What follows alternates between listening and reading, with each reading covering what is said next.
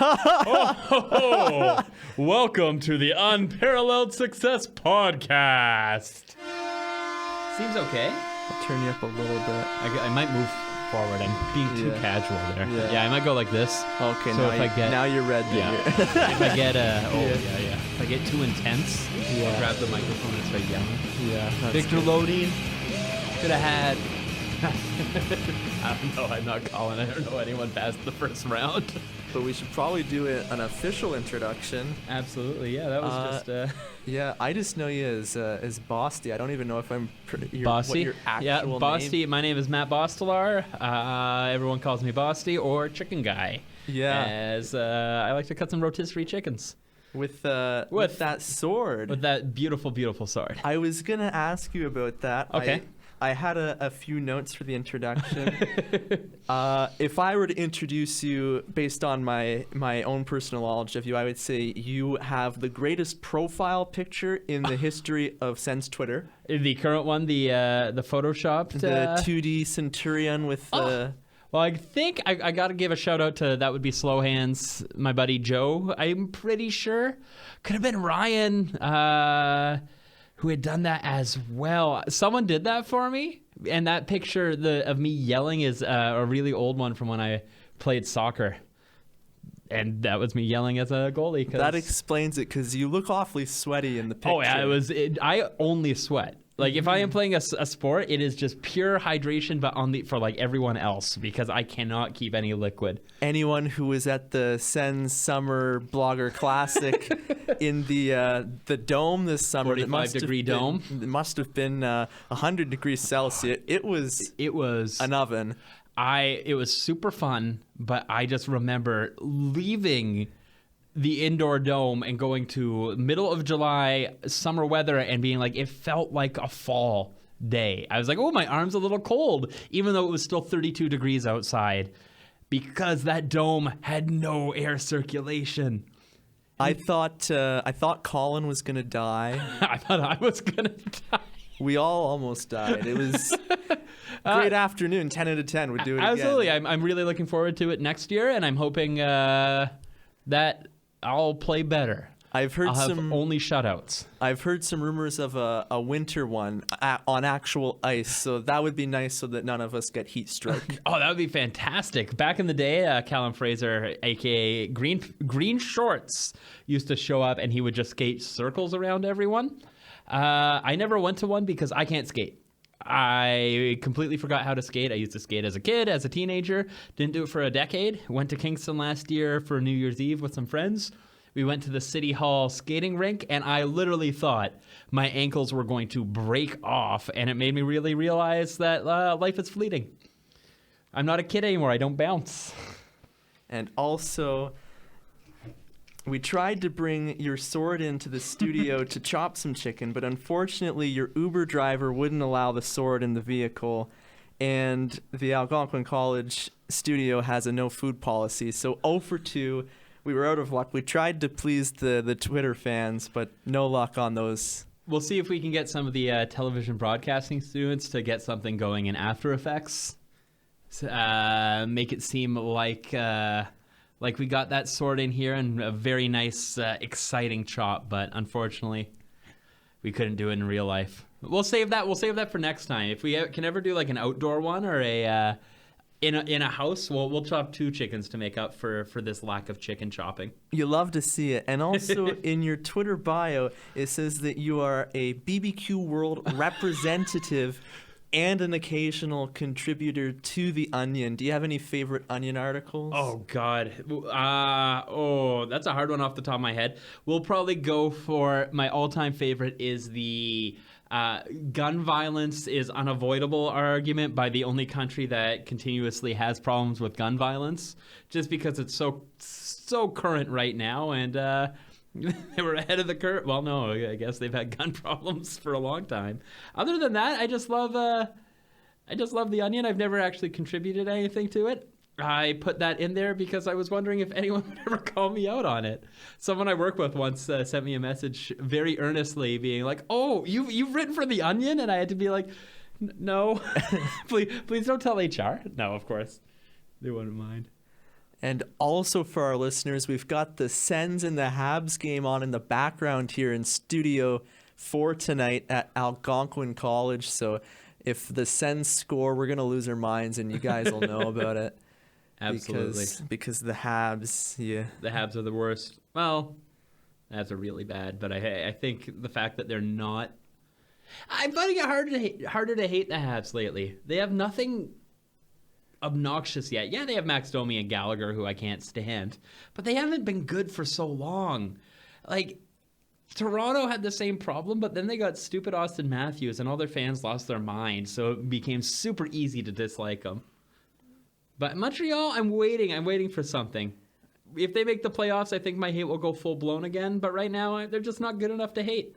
I had them I'm apathetic. As a wild card team this year, so I wouldn't be surprised either way at all. I thought so too, and especially with their start. But Carey Price fumbling, the fact that they can't find a backup goalie that can grab the reins and run with it. Maybe Primo can put together a solid stretch, but I don't see them competing all through the year. I'm surprised with how quickly Primo has come onto the scene because he's still a young goalie. 20 years old, I think. Yeah, and he looks good from what I've seen. We saw him in a rookie tournament game at the CAA Nathan and I went to, and he looked really good against the Sens. I think he's a really good player. I don't know what Montreal can do with him. Do you keep a really good goalie just as a backup behind Carey Price's $10 million contract that he has for the next forever? Or do you try and offload him to a team that needs a young goaltending prospect, a la the Gustafsson trade that Pittsburgh did? Hopefully they can get someone better than Brassard. No offense to Brassard, but it's not looking too good for them there, though Gustafsson's had his share of issues too. Yeah, I'm more of a Hogberg guy than a Gustafsson guy. I have high hopes for Gustafsson. I think his ceiling is so high. Just watching him play, just the way that he moves his legs is super My perfect stylist. exciting. Someone who could make me look great And feel fantastic. every time. Someone I can connect with. But at the same time, Hogberg, where did he come from in the NHL for this? His 2 NHL appearances, he has not looked uncomfortable for a second. He's challenging shooters. I'm loving seeing him at the top of the crease. I have high hopes for him too. It would be great if they both pan out. Yeah, last year when Hogberg got called up and he went 0 for 4, I noticed he didn't have any particular strengths. Like the goals he let in were a depth variety, and there were no glaring weaknesses either. So being Belleville's MVP last season, I'm excited that he has looked this strong in his 2 appearances so far this year. Exactly, and that was my biggest, I don't want to say concern, because goalies under the age of basically 26, they can change day in, day out. Just look at Jordan Binnington. Binnington, absolutely, which I still don't 100% believe.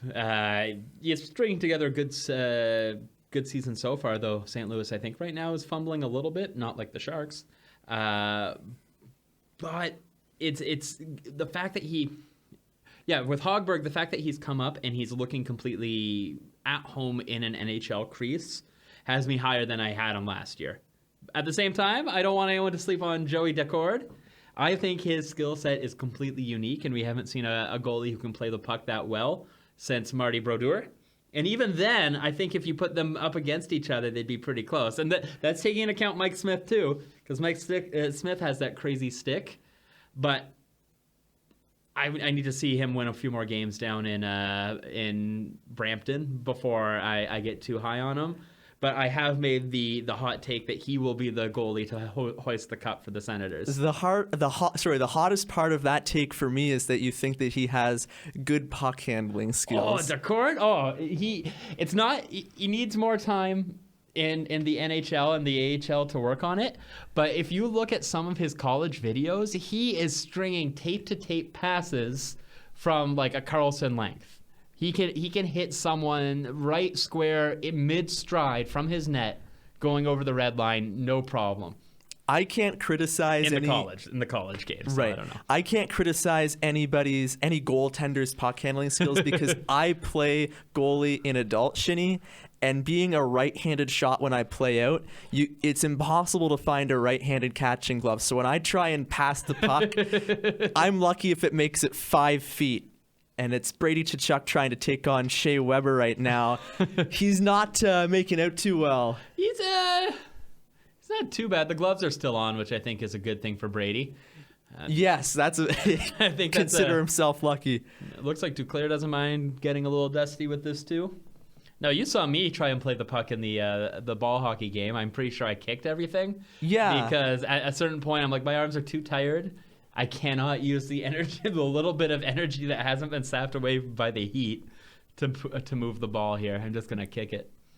That's the strategy. Anyway, as I was saying about Decord, I haven't had any trust for him since last year in his debut against Buffalo. He made some really nice saves, but that one goal where there was the one play where he fell down outside to the right of the net and got lucky, and then there was the one play later on where he tried to ring the puck around the boards and it got picked off at the half wall and they put it right in the empty net. So I've never been more uncomfortable watching a Sens goalie try to play the puck before. Patrick Lalime.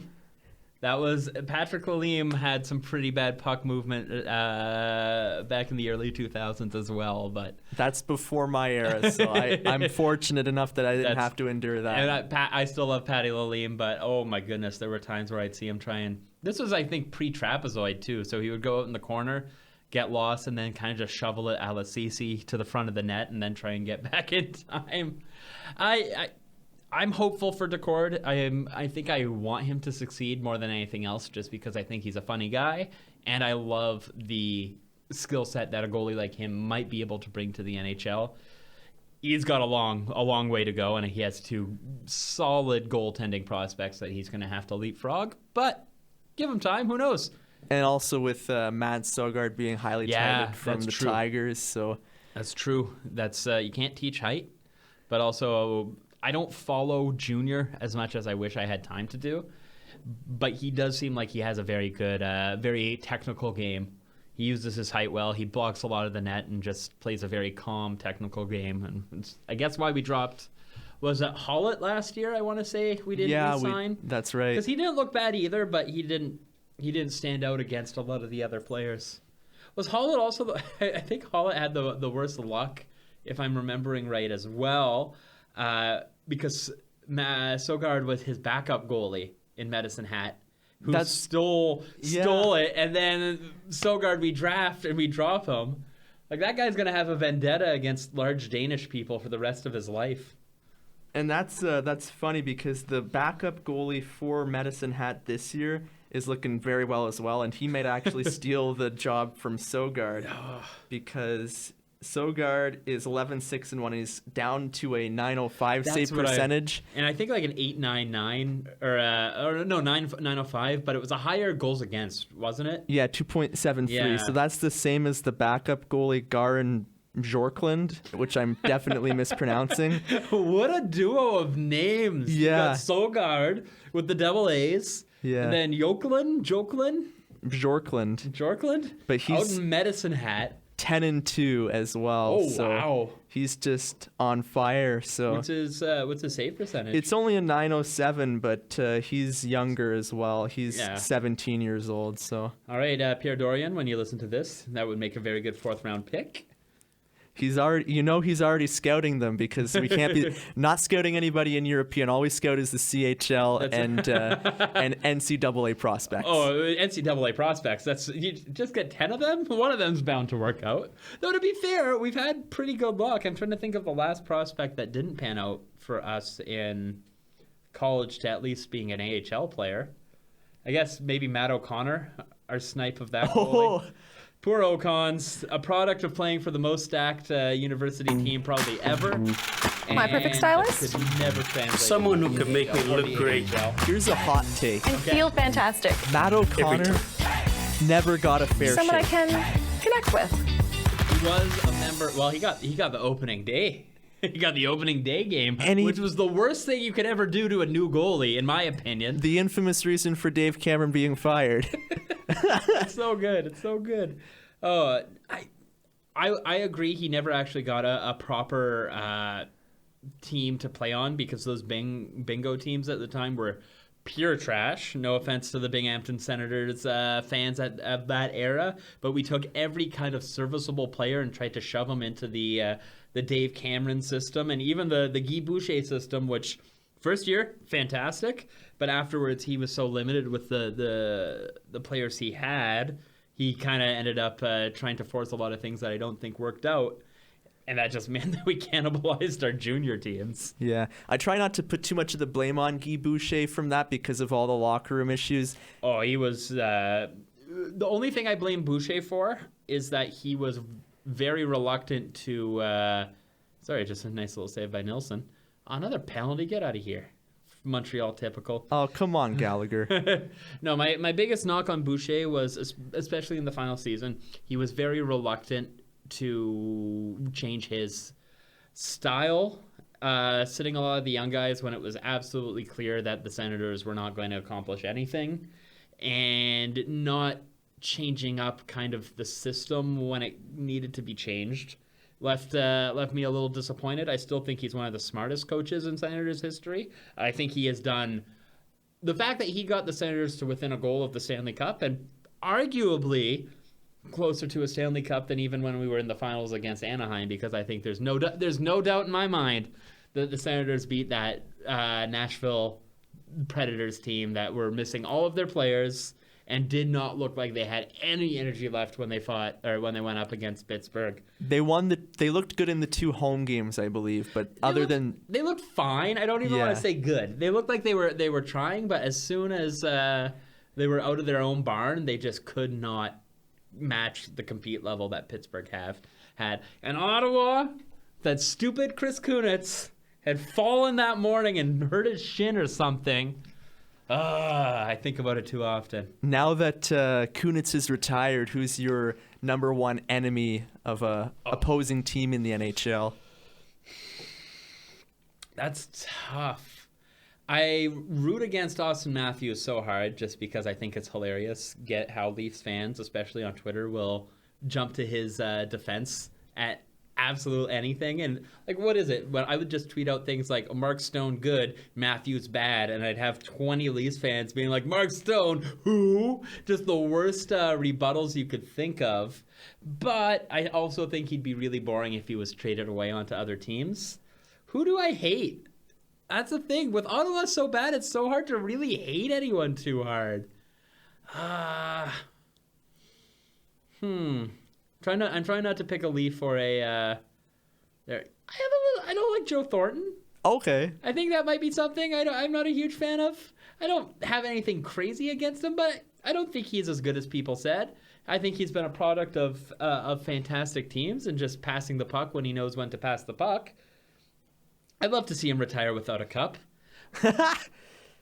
Basically, any ex-Senator, I still have a special place in my heart, but I would absolutely be crushed to watch them lift a cup. I shouldn't say any ex-Senator. Like, I thought it was hilarious that Chiasson won a cup. The fact that his name is on the Stanley Cup, Alex Chiasson, after his horrible time at Ottawa. That was the lone reason I watched the Capitals Stanley Cup parade. Was just to see Chiasson. Chiasson won a cup. It's so weird. And then he bounces back and scores 20 goals playing with Connor McDavid. That makes me wonder how many goals I could score playing with Connor McDavid. I could at least get 3 by just falling and sliding towards the net and having a Connor McDavid shot just bounce off my big butt, a la Kyle Turris, into the net. So that's crazy. Good for him. I root for these Senators players who were criminally, I don't even want to say underrated, but made fun of by the relentless Sens Twitter.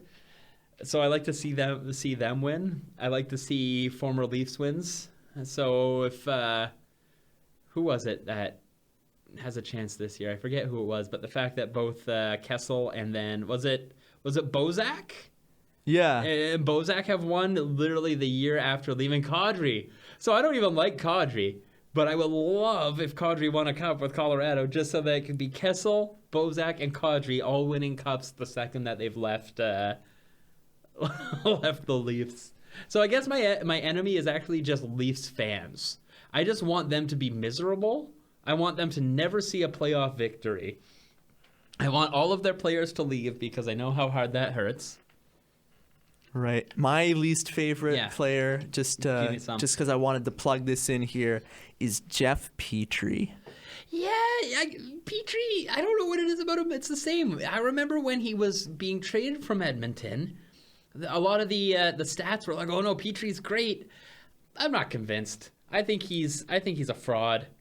He does nothing. He does one thing, which is just pass the puck in the neutral zone very well, and then just sort of skate around and sometimes get an assist from being a secondary assist on a power play. I just always roast him at the most inopportune moments, so he's going to score in 20 seconds after I finish saying what I'm about to say.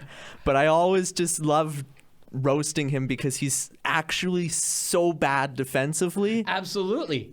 And he always seems to get a goal or an assist against Ottawa. A couple nice saves from Nilsson there. Yeah, he's having a strong season, Nilsson. Yeah. I'm very happy to see that. I like him. And Yeah. I'm glad he's getting a fair shake of things. I used to have an irrational hate for Radim Verbata. In NHL 2003, my dynasty team was on its way to a wonderful Stanley Cup victory, and I traded for Radim Verbata, and everything went wrong. It was like the Duchesne trade. He had 60 points before that, and he got 3. My perfect stylist? We dropped from first place. Someone who in can the make me eighth look place, great. and he did nothing. He lost And in the feel first round of the fantastic. playoffs. Every Now, some of it may also be I was playing the Someone I can and I was connect like with. 13, 14 at the time, and probably not as good as I thought I was. But I will always blame Radim Verbata for absolutely tanking my Stanley Cup run season for the Ottawa Senators in 2003-2004 NHL, which was the best NHL because if you got a breakaway, the game slowed down and you would hear your heartbeat, and then if you scored, a song would play afterwards, and I just really like that. Bring that back, EA. My favorite NHL game is going to be, I'm always going to say 2K, even though it wasn't a 2K game. It was just an EA game it was NHL 13. But Okay. I was the Calgary Flames that year, and guess who scored the double overtime Game 6 Stanley Cup winning goal for me? Who? Paul Byron. Yeah, maybe I'll get one here. Ooh. Oh, come on. Who was that? Oh, the fourth line's out there. It was a nice 3-on-1. I think it Yeah. was DeMello who ripped a shot. I've got my Jonathan Davidson jersey in the studio with me, so if he scores his first career goal tonight, I'm going to love to see it. His shot's super good. All right, Shabbat. I'm enjoying the Sen season. It's nice to have one where it just doesn't matter. The best thing is We have a every thing. game is good It's a win. because if they win, that's fun. Yeah. That was fun. And then if they lose, this is good. Are you a member of Team Tank? I was at the start when San Jose had the awful start and Ottawa was like 1-7. I was like, okay, we're going to have the first overall and the second overall pick. We don't even have to worry about choosing between Byfield or Lafreniere Yeah, they're because we're going to get them both and it's going to be fantastic. But now San Jose is up to 500 hockey. I think, did they fall back down though? They're on a little bit of a losing streak now, and they just fired Pete DeBoer. Peter DeBoer. So I was going to ask you that in the NHL rumor mill, Okay. what your thoughts were on the Sharks firing Peter DeBoer this evening. So I don't know what it is about Pete DeBoer. Maybe it's the fact that he always seems disinterested with his arm on the back of the bench and just sort of lazily pointing when it's time for a line change. I've never hated him, but I've never been impressed with any team he's been a member of the coaching team on. So New Jersey, during its unbelievably boring years of post-Brodeur, and they did nothing. I cannot think of a single thing outside of Taylor Hall winning the Hart that year that was even remotely interesting that a New Jersey Devil, a member of the New Jersey Devils, has been even close to affiliated with. They've had terrible goaltending. Schneider, they ruined Schneider, which I don't understand. Schneider looked fantastic, became a Devil, and just everything broke on him. Yeah. I know a lot of it's injury problems, but I was super excited to watch him in the East. I was nervous because it made the East better when Ottawa was on a downturn, and I still thought they could compete. But they somehow sapped the life out of him, and he's garbage in the AHL right now. Like, he's like 0-4 in Binghamton, right? He's a broken man. It breaks my heart. I He wanna see almost him. went a calendar year unless he went an entire calendar year without a win. Yeah. See, I'm sentimental and I'm blaming him too much for this, but I picked Schneider very aggressively in my hockey pool this year because I was like, he's had his surgeries, he's gonna bounce back, he's gonna end up. They've got a strong team in front of him this season. But nope, I dropped him after about 4 games. No, New Picked up Jersey, Blackwood. so bad. And were you one of the people that actually thought that they were going to be not just Schneider, but you thought the team was going to be good? I thought the Subban acquisition would be better than it has been. I thought Hall would be. I didn't realize that Hall had kind of checked out as bad as he has. I don't necessarily think they were going to be a playoff team. But I thought they were going to be a 9th or a 10th place team pushing for playoffs if another team has fallen behind. But they're worse than Ottawa. Yeah. I don't understand this. Detroit, I get. You look at Detroit's roster and you're just like, how did this ever get built? And how does Holland have another job? Because none of it makes sense. The contracts are insane. There is, the lines... I just don't understand how you could look at those players and be like, yeah, this is what a hockey team is. It's a spattering of skill, a spattering of speed, and then just a bunch of weird average players.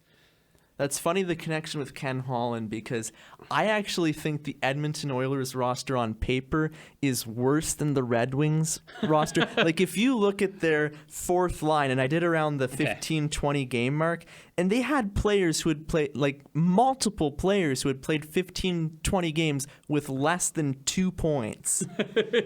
And the thing is, though, just searching it up right now. If you have go ahead. McDavid and Draisaitl, that's all you need. Yeah, they haven't won a game in either 24 or 34. I forget the exact number, but it's one of the two. When both McDavid and Draisaitl don't record a point, they've lost 24 games in a row. They are a 2-player team, absolutely. And the fact that Chiarelli ruined the team, ruined a couple of big McDavid years by some of those trades and those signings. They haven't acknowledged that their defensive core is the biggest issue. Same with Toronto. It's the same sort of issue where, sure, you have your stars up front, and they will pop 50 goals, 80, 90, 100 points, but when your D looks as bad as it does, you will never be able to put together a championship-winning team. Maybe it'll happen, but it's the same issue. They got Larson. Terrible trade. Larson is the worst defenseman to try and get there. They should have been targeting someone like... Trying to think of who else was available around that time. I don't know if Severson was a thing yet, but... I don't think so. It would have been close. They've made some strides in bettering it. I think Nurse's slow development really hurt Edmonton more than anyone expected. I still think Nurse is a good goalie. I think Nurse is a good defenseman. I think that once he either gets traded or hits his stride on Edmonton, My perfect stylist. We're gonna see why he was Someone who can make me look great. And feel fantastic. Every They were time. willing to trade, Someone I can connect with. the fact that the only people that they got out of that deal was Larson is just comedy. But back to Pete DeBoer. I know, I am jumping all over the place. I'm sorry for you having to edit this later. Unparalleled Success Podcast has the least amount of format compared to the other 3 episodes. We're in the same room. But it's the most fun one. I will give all you right, that. as long as I'm not tanking your podcast, that's the only thing that I'm worried about. I think Pete DeBoer is going to have to become an assistant coach somewhere again. An associate coach, he'd make a lot of sense for a team. I'm not convinced about Dallas Eakins out in Anaheim. He got hired. There was a little bit of buzz that he earned his job back, but I've seen absolutely no changes to Anaheim, their style from previous years, to really make me think that they have like not a redemption, but a way to get back into the picture. So I wouldn't mind seeing him if there's any coaching changes, become an associate coach out in Anaheim with their young players coming up. I think he'd be good for them. Other than that, who else is? They fired so many coaches this year already. Yeah, I'm Maybe they can ship him off to Dallas. I'm thinking about Calgary because I've never heard of Jeff Ward before. And he just replaced Bill Peters as the head coach there, but they're He must 5-0 with. Was he their assistant before, or was he their AHL coach? He was their assistant. He just walked in. Yeah, I could see that being a very good landing spot for DeBoer, because I think he's smart. I just don't know if he has that full dynamic personality to get a team to entirely buy in. Right. Anyway, I did want to talk about some things Ottawa related. Yeah. Maybe just a couple. Yeah. The first question I have is, with Jean-Gabriel Pageau doing extremely well this year, under what circumstances would you want to trade or keep Pageau, and what side are you on? I think it's very hard to keep Pageau. I think that I love him. I think that he would be our captain if we do end up keeping him. I think he bleeds Ottawa and Gatineau, and he's a wonderful ambassador to Gatineau for fans, and we know that Ottawa needs to work on our French connection. But he's too good to waste his next couple of years in Ottawa, unless for I guess, what would you sign him for? 4.5?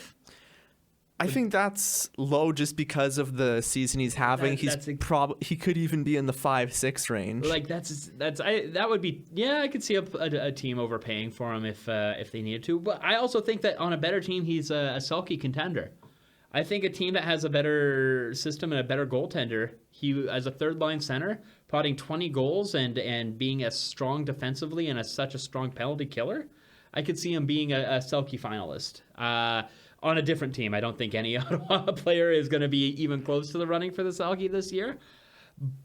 So I find it hard to picture a world where Pageau is happy coming to Ottawa for 4.5 to 5.5 for the next 3 seasons, knowing we're probably not going to be a top contender, knowing that the next season might even be another tankish year, and knowing that we have Norris, Brown, and White as young players who are kind of slotted ahead of him. He would be a good fourth line center. I think that's selling him short. So I personally want him traded because I think that's good for Pageau. I don't think it makes sense for Ottawa to try and keep him for now for those years. And I think that we could maybe get a first for him. Okay. And as we were saying, that Pageau just had a beautiful shorthanded 2-on-1. Didn't quite get it in, but it's a Montreal game, so I'm sure he's going to get a 1 or 2 by the end of the night. Solid save by Primo on the backhand there, so he's looking good, as we were talking about him earlier. The counter argument for Pageau that I thought was we could get a first-round pick for him, which would be great. Yeah.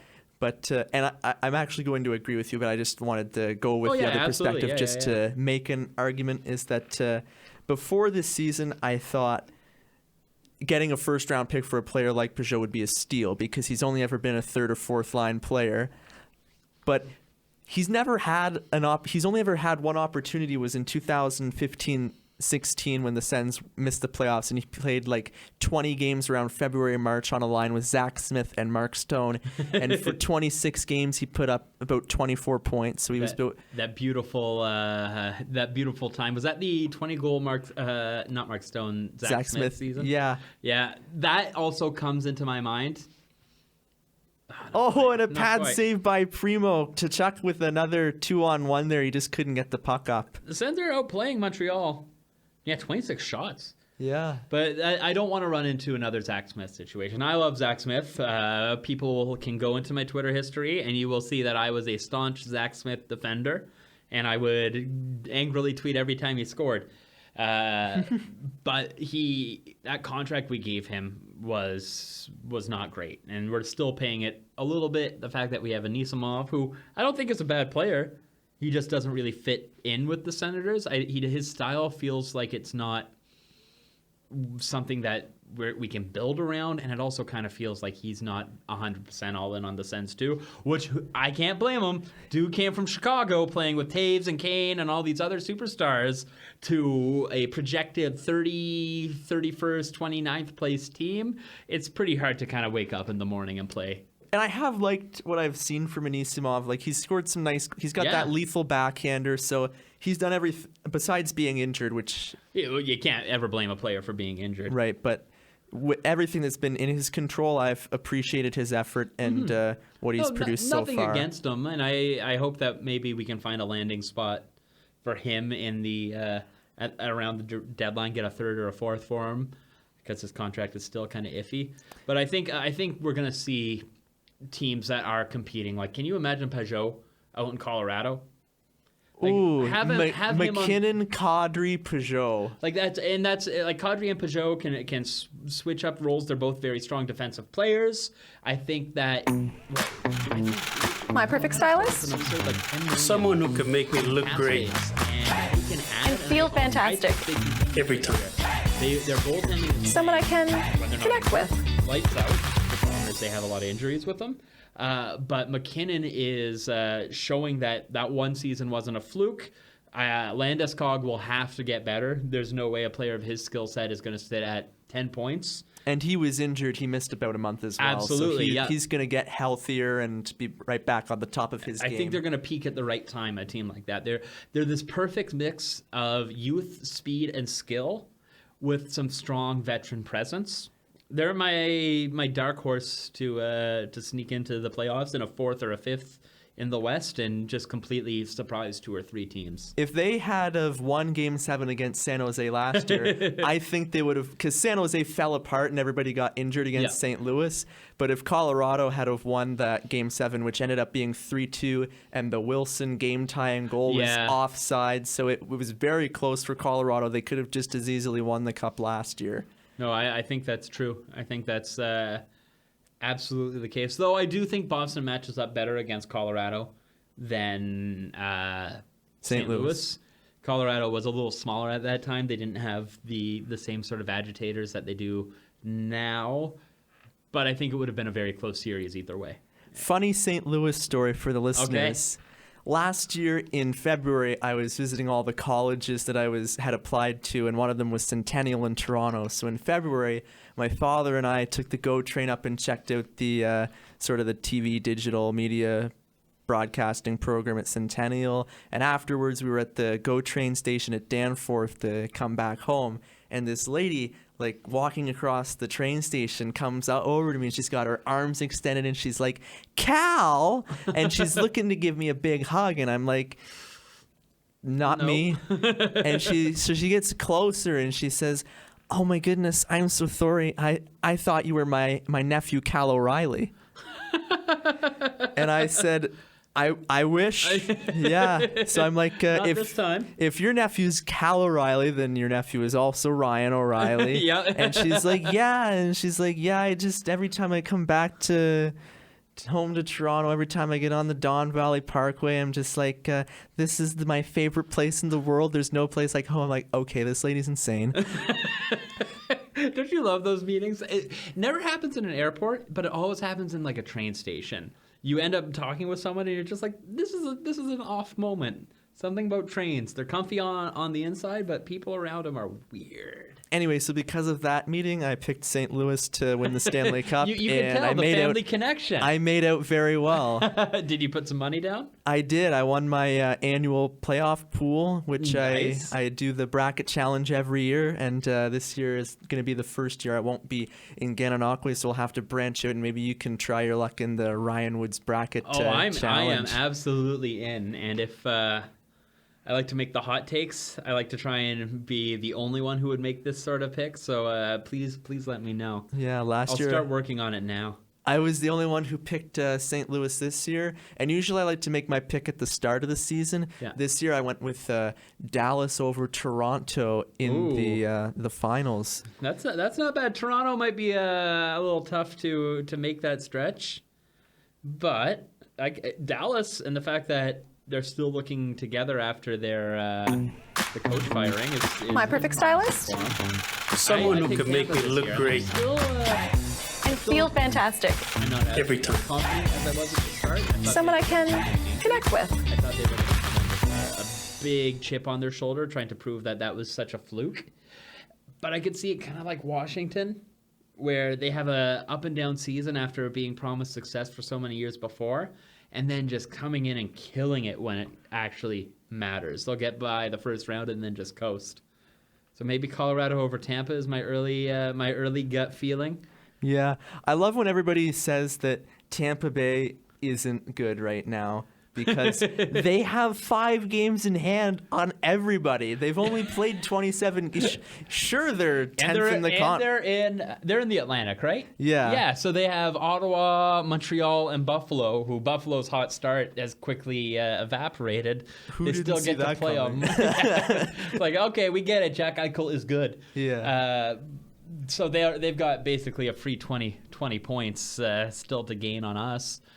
But they don't look convincing to me. When I watch them play, I don't see this team that I saw last year that looked like they were just better than the other teams. They look fine, but they don't have that same sort of like, oh, they're scary good. They're like, all right, we get it. You got Stamkos. You got Kucherov, who's kind of in a funk. But it's one of those things where the pieces are going to start moving at the same time. And I think that's the best thing for them is that the last time a team finished first overall in the standings and won the Cup was 2013 with Chicago. So I think and they had the pedigree already at that point. Yeah. They'd already won a couple. Well, I always think back to the Ottawa Senators President's Trophy win. 2003. All right, there we go. Where it was like, oh, this is going to be so easy. We've got the best team, and we didn't know how to fight against animosity. As soon as we ran up against any sort of difficulty in the playoff, we fell apart because we had no one challenging us in that season. So I always want to see a team have some troubles and work through it, because I think that is a critical, important thing to deal with for playoff hockey, for championship hockey. And of course, the climax of that 2003 playoff run for Ottawa, the Chris Phillips overtime goal against the Devils, which we had to throw in there in honor of episode Phillips. I was going to ask you what your favorite Phillips moment was, but now that I've said that, you have to pick another one. Well, this has actually been bothering me. No, I shouldn't say bothering me, because I know you asked this question.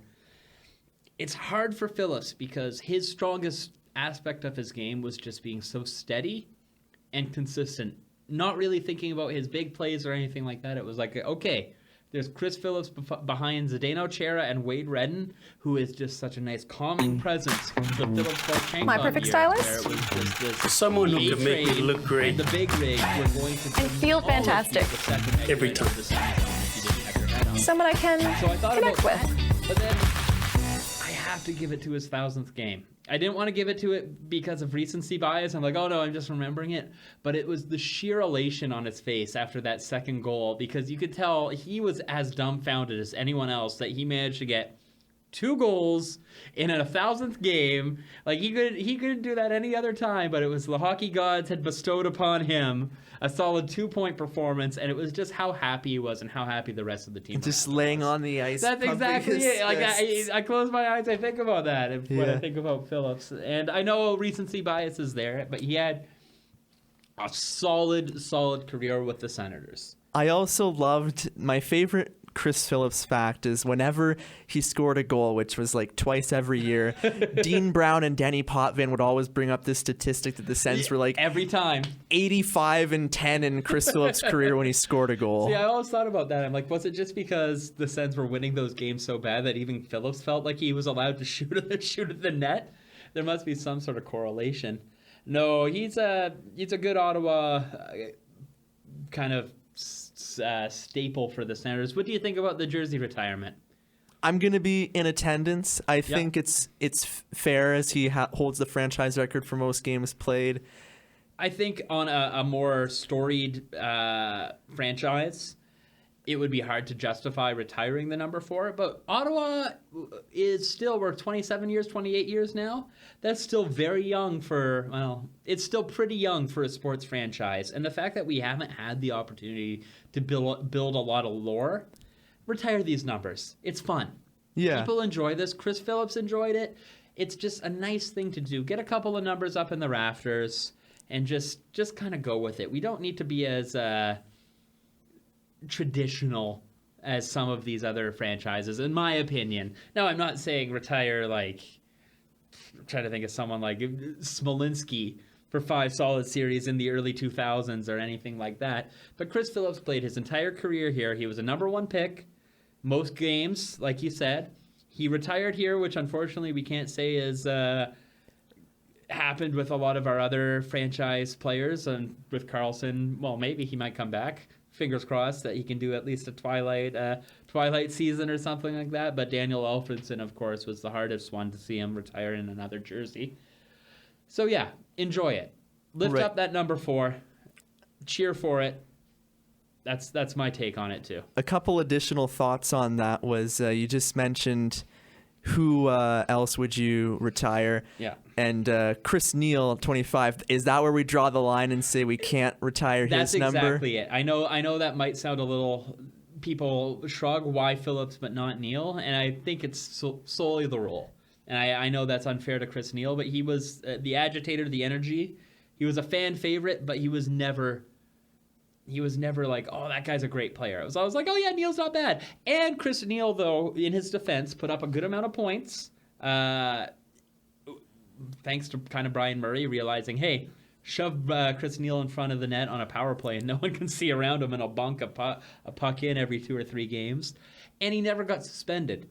He lived through a big culture and attitude shift in the NHL where high hits weren't allowed, slew footing got a lot less prevalent, and he adjusted his game where a lot of old agitators from the old school game could not. So I want to give him big props, but no, you can't retire 25. And he just doesn't have the stat line. He did score a couple of huge goals as well. Game 3 in the 2007 finals against Anaheim, he got a goal.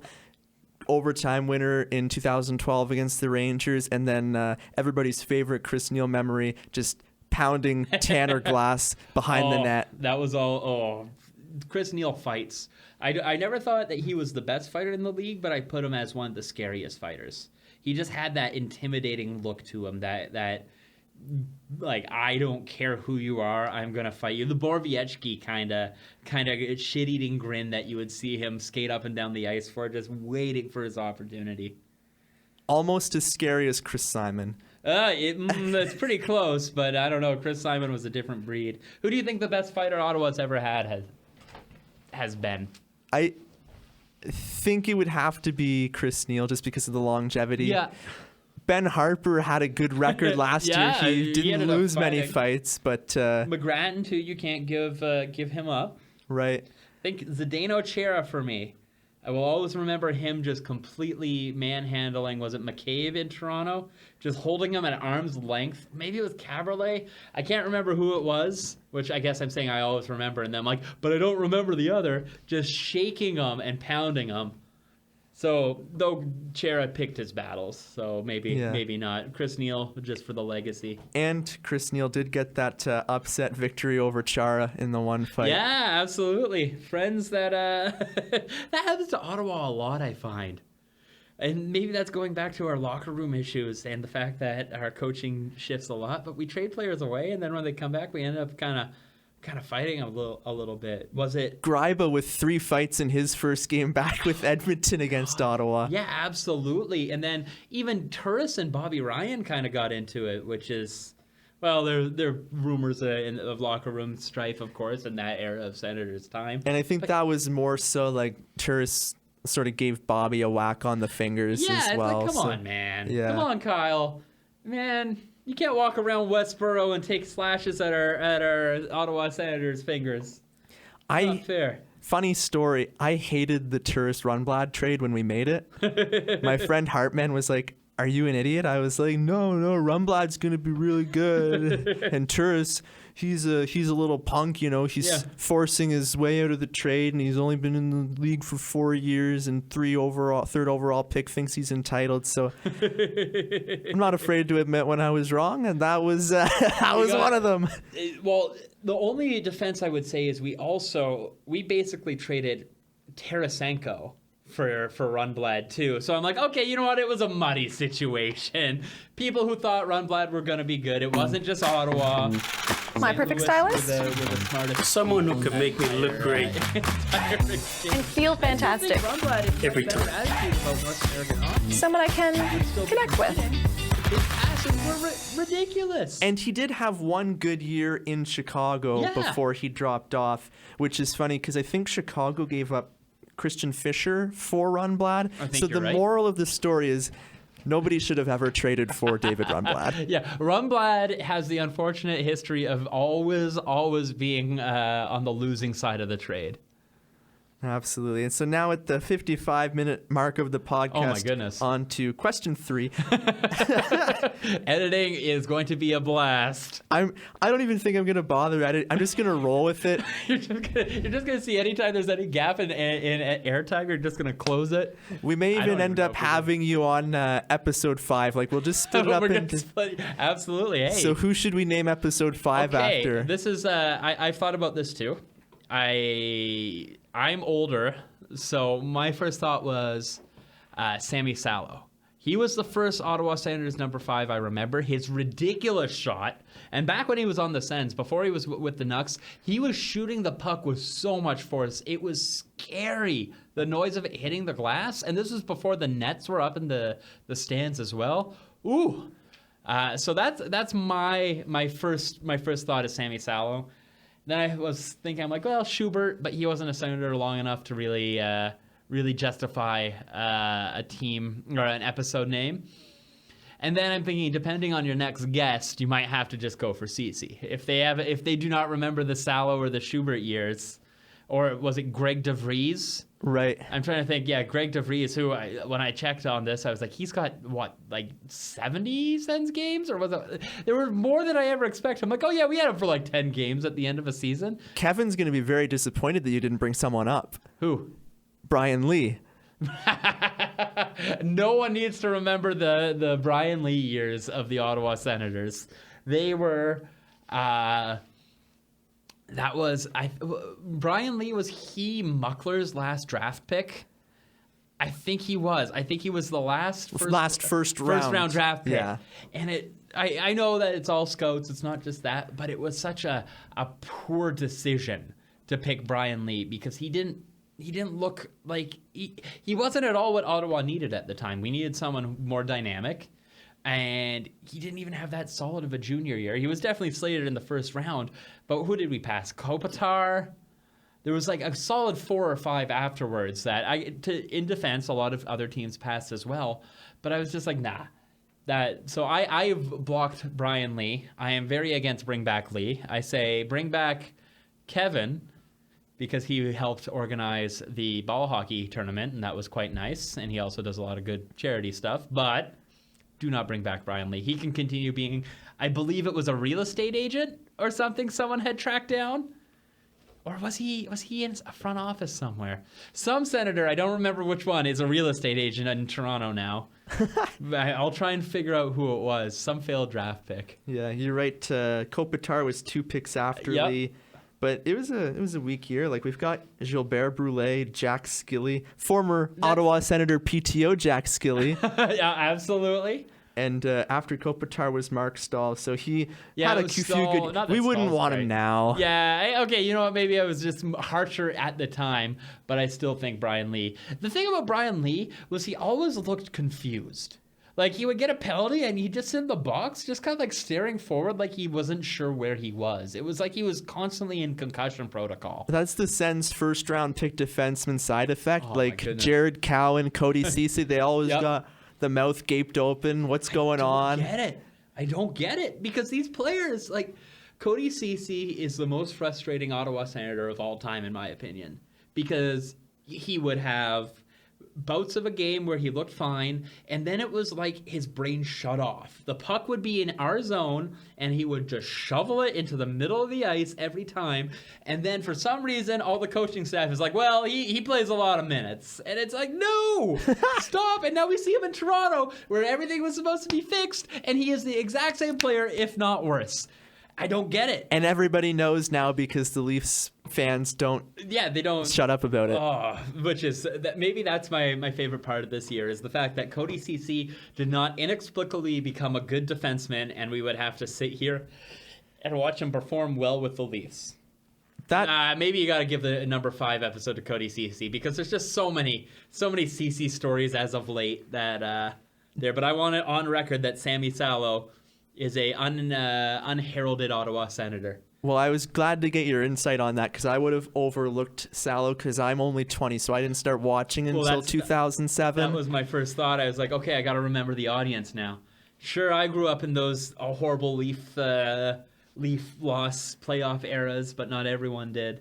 No, look up if you guys don't know Sammy Salo on Ottawa jersey, just look up some of the old clips of it because that guy. No, not Gallagher. Screw that. Yeah. All right, we're fighting after this. Oh, Tatar. Yeah.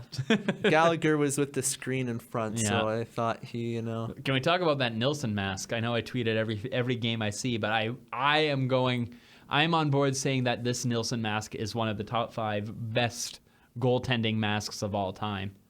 The ruby red, the little bit of detailing he has on it, and the fact it goes so well with Senators colors.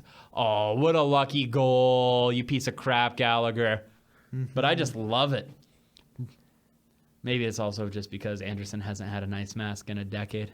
He's had some okay masks. My favorite Anderson mask was when we made the trade Elliott for Anderson, and Anderson had his turquoise Colorado with the white Send sticker on the chin. Sticker. Oh, that's actually a funny story. So that first game, Craig Anderson, we played the Leafs, and Andy had a 50 save shutout. Yeah. And I remember just 49 saves and then 2 in the shootout. That's exactly it. It was unreal. I was watching it. I was still living with my parents at the time. And My I was perfect watching stylist? it for some reason on the crappy Someone TV who can make me basement. look great. And I just remember I feel fantastic. But I just kept, I'm Every like, time. let's see this new goalie. Let's see what's Someone up. I can And connect I with. watched the entire game, and then texted my dad while he was in Cuba saying, this new goalie seems unreal. Then the next day, I worked at a coffee shop in Bayshore Mall. Anderson, because I guess he was just staying at some hotel, probably in Bell's Corners or something at the time, came in and was just walking around. And I told him, he came in, I said, are you Craig Anderson or something? He's like, yeah.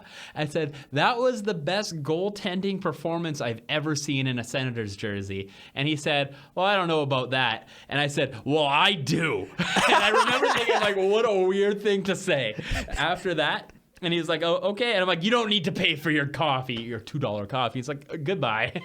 So that I will always be thankful for Craig Anderson for giving me such an awkward hockey encounter at the Timothy's in Bayshore back when it was open.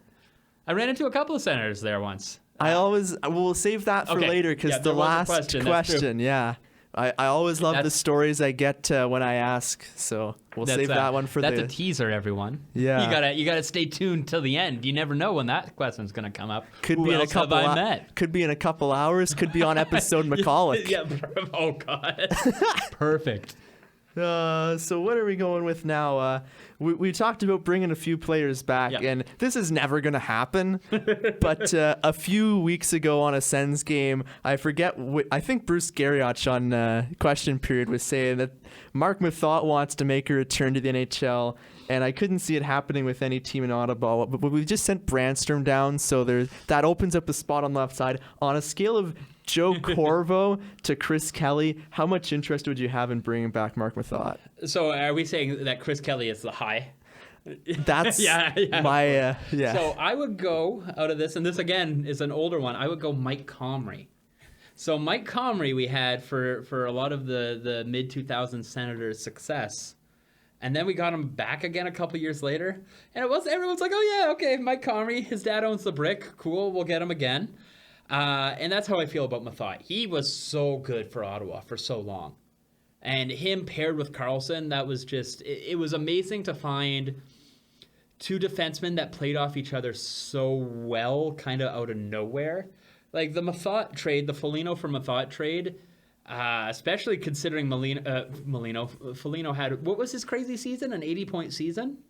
Nick Foligno? Yeah, he had a huge season. He had like a 70-point season. Yeah, when he was captain of the All-Star team. And Yeah. The fact that this guy has that season and people will still say that Ottawa and Columbus, that trade was even because of how good Mathot and Karlsson were together. Anybody could have been with anybody who had that much time Yeah. playing with Carlson. Absolutely, and to that was develop the, the big issue. chemistry. The post-Mathot time was we had to jump around too much. So I have it there that I would love to have Mathot back, just kind of out of a pure nostalgia feeling. Let's see him try and prove himself in the NHL again in a season that really doesn't matter too much for Ottawa. But no, he is not going to be the Mathot of old. He will not be Marky Mark in the background, making bad Harambe tweets on Twitter, which was a good time. Good old Mark Mathot. If we were full tank mode, I think that'd be fun. Like bringing in Scott Gomez was fun. So like come February, if we're 20 points out of the playoffs, which I don't see happening right now because they're playing so well and DJ's doing a great job, and I've changed my mind. Hey! Was that Duclair? I don't know if it was the Duke. Duclair's electric. I wouldn't be surprised. Oh, that's nice. 15 minutes. Was it Chucky? Was it? It was in his wheelhouse, which is literally on the tip of the crease.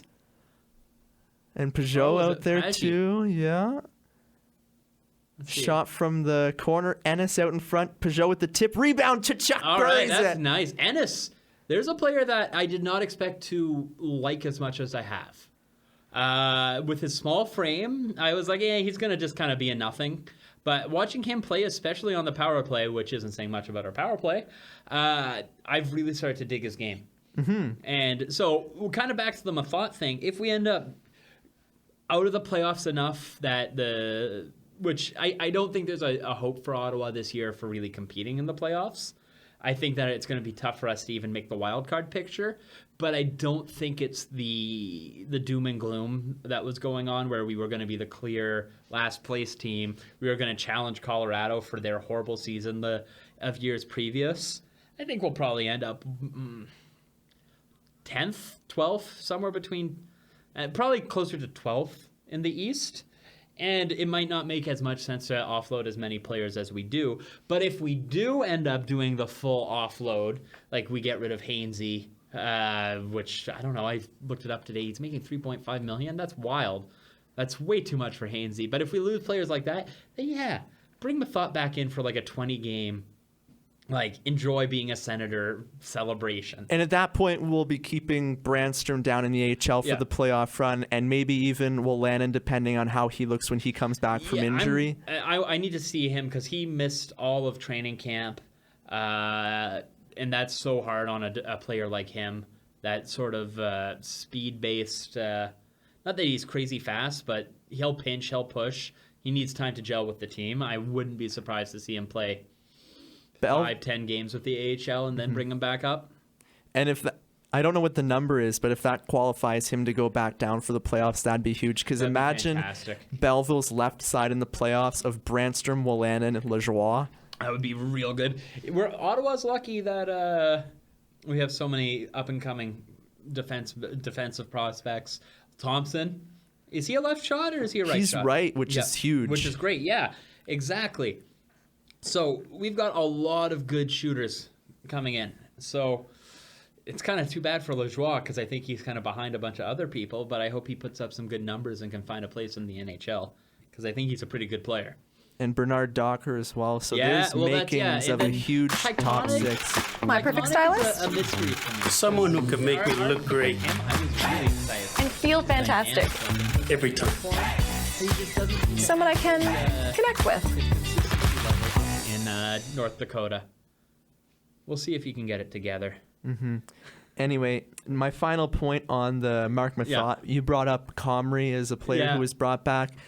And I brought up Corvo and Kelly as well. Friggin' Joe Corvo. The greatest two-time Ottawa Senator of all time. This is the undisputed answer. Alex Auld. Because we traded him for the sixth-round pick that became Mark Stone. Absolutely. And then we brought him back, meaning we gave up nothing for Mark Stone. Mark Stone was absolutely free. Alex Auld and his lovely... It's funny to think that there is a goaltender that the Ottawa Senators have had that is somehow balder than Craig Anderson, and that was Alex Auld.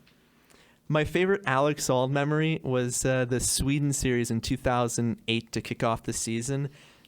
Back-to-back games against Pittsburgh. We lost the first one 4-3 in overtime, and Gerber didn't look great.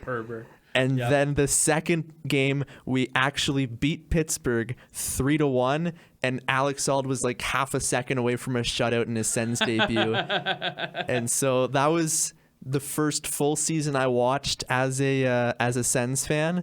So like Alex Auld was our best goalie that year, and I, being a goalie, I was always... that's exactly the so same he was thing. my first favorite Ottawa Senator, which is hilarious. My first favorite Ottawa Senator is... now, this is going back to like 1995, 96. How old are you? I'm 30. I know, this baby face, no one would ever guess. So you were 6 in 95. Yeah, exactly. So 1989 was when I was born. I remember watching parts of games when my dad was... when the Senators showed up with my dad, but I don't remember too much. I remember Chris Murray was, for some reason, my favorite Ottawa Senator. You can look him up because you'll be like, who is this? He was a fourth line plug. Like, he was never really anything, and he was my first favorite Ottawa Senator. I think he only played 2 seasons with us. But my first favorite hockey player was Tim Chevelde, the early 90s Detroit Red Wings goalie. And I was such a fan of him. I went out for Halloween as Tim Chevelde once, but in like 2000, like 5 years after he retired. And I remember thinking when I was older, I'm like, no one knew who this was. Walking around Ottawa as Tim Chevelde, like, who is this goalie who wasn't even that famous? And the only thing I remember is I went to a house and someone's like, you're a Red Wings goalie? I'm like, yeah. And he's like, well, as long as you're not that piece of crap Osgood. and then Osgood goes to hoist some cups. It's a good time. Tim Chevelde. I've never heard the name before, so that's hilarious. He was unbelievably good in NHL 1994, which is why he became my favorite goalie. I would always play as the Red Wings because they were stacked, and you could just do whatever you want. And the Sens have got a power play here, looking to tie things up. We've got 13 minutes left, plenty of game. Yeah. But it's also not bad if Montreal gains 2 points. And the Senators lose or don't gain 2 points. But I just like beating Montreal. Win against Montreal and Toronto every time. That's the only teams that I want to see us win. It was nice winning against Boston. That was nice a big to one. Just be like, we outplayed them the entire game. Got a little bit more respect on the Senators' name for that. The best part of that was watching Tuukka Rask's reaction at the practice the next morning. That had to just be scripted, though. There's no way he got mad at a practice. I think that the team was just sort of trying to like get angry. Like they weren't actually that angry, but like they wanted to be that angry, Get so like energy. They play angry and get some energy out of it, because they had like the whole team was sort of in a fake brawl at the face-off circle. Just them kind of spinning in a huddle, and then they just weird. See Rask just destroying his stick like 4 times on the crossbar, chucking the water bottle. Like he dropped it the first time and picked it up and chucked it again, and then tipping the net over. Net flip over is my favorite, where he's like, well, they're still kind of fighting, I better do something. And then everybody like stops fighting and sees Rask getting so upset, so then they start trying to fight harder. It's a weird, but I like seeing that. Especially kind of given the recent coaching scandals and things like that. I like seeing these practices and just kind of teams be more human, if that makes any sense. It's nice seeing them let off steam. It's nice seeing them laugh. What was the quote that I can't remember who tweeted it out, but DJ Smith, when he was yelling on the ice for Logan Brown to play a little harder, he said, please, Logan, please skate as hard as you can. And I'm like, that's nice. It's just like you're giving him a little bit of courtesy. These players are humans. Who make a lot of money. They make an absurd amount of money, and they're entertaining to watch, but still, it's nice to see, especially right now with the current kind of the current coaching climate going on, to see these different kind of methods going about that hopefully will get success. Well, only for Ottawa.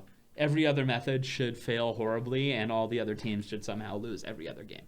That's a nice segue to my question I had about your thoughts on the NHL coaching situation right now, with seemingly every other day some coach is involved in a scandal, getting fired or stepping down. What was it last year? There wasn't a coaching change until super late in the season?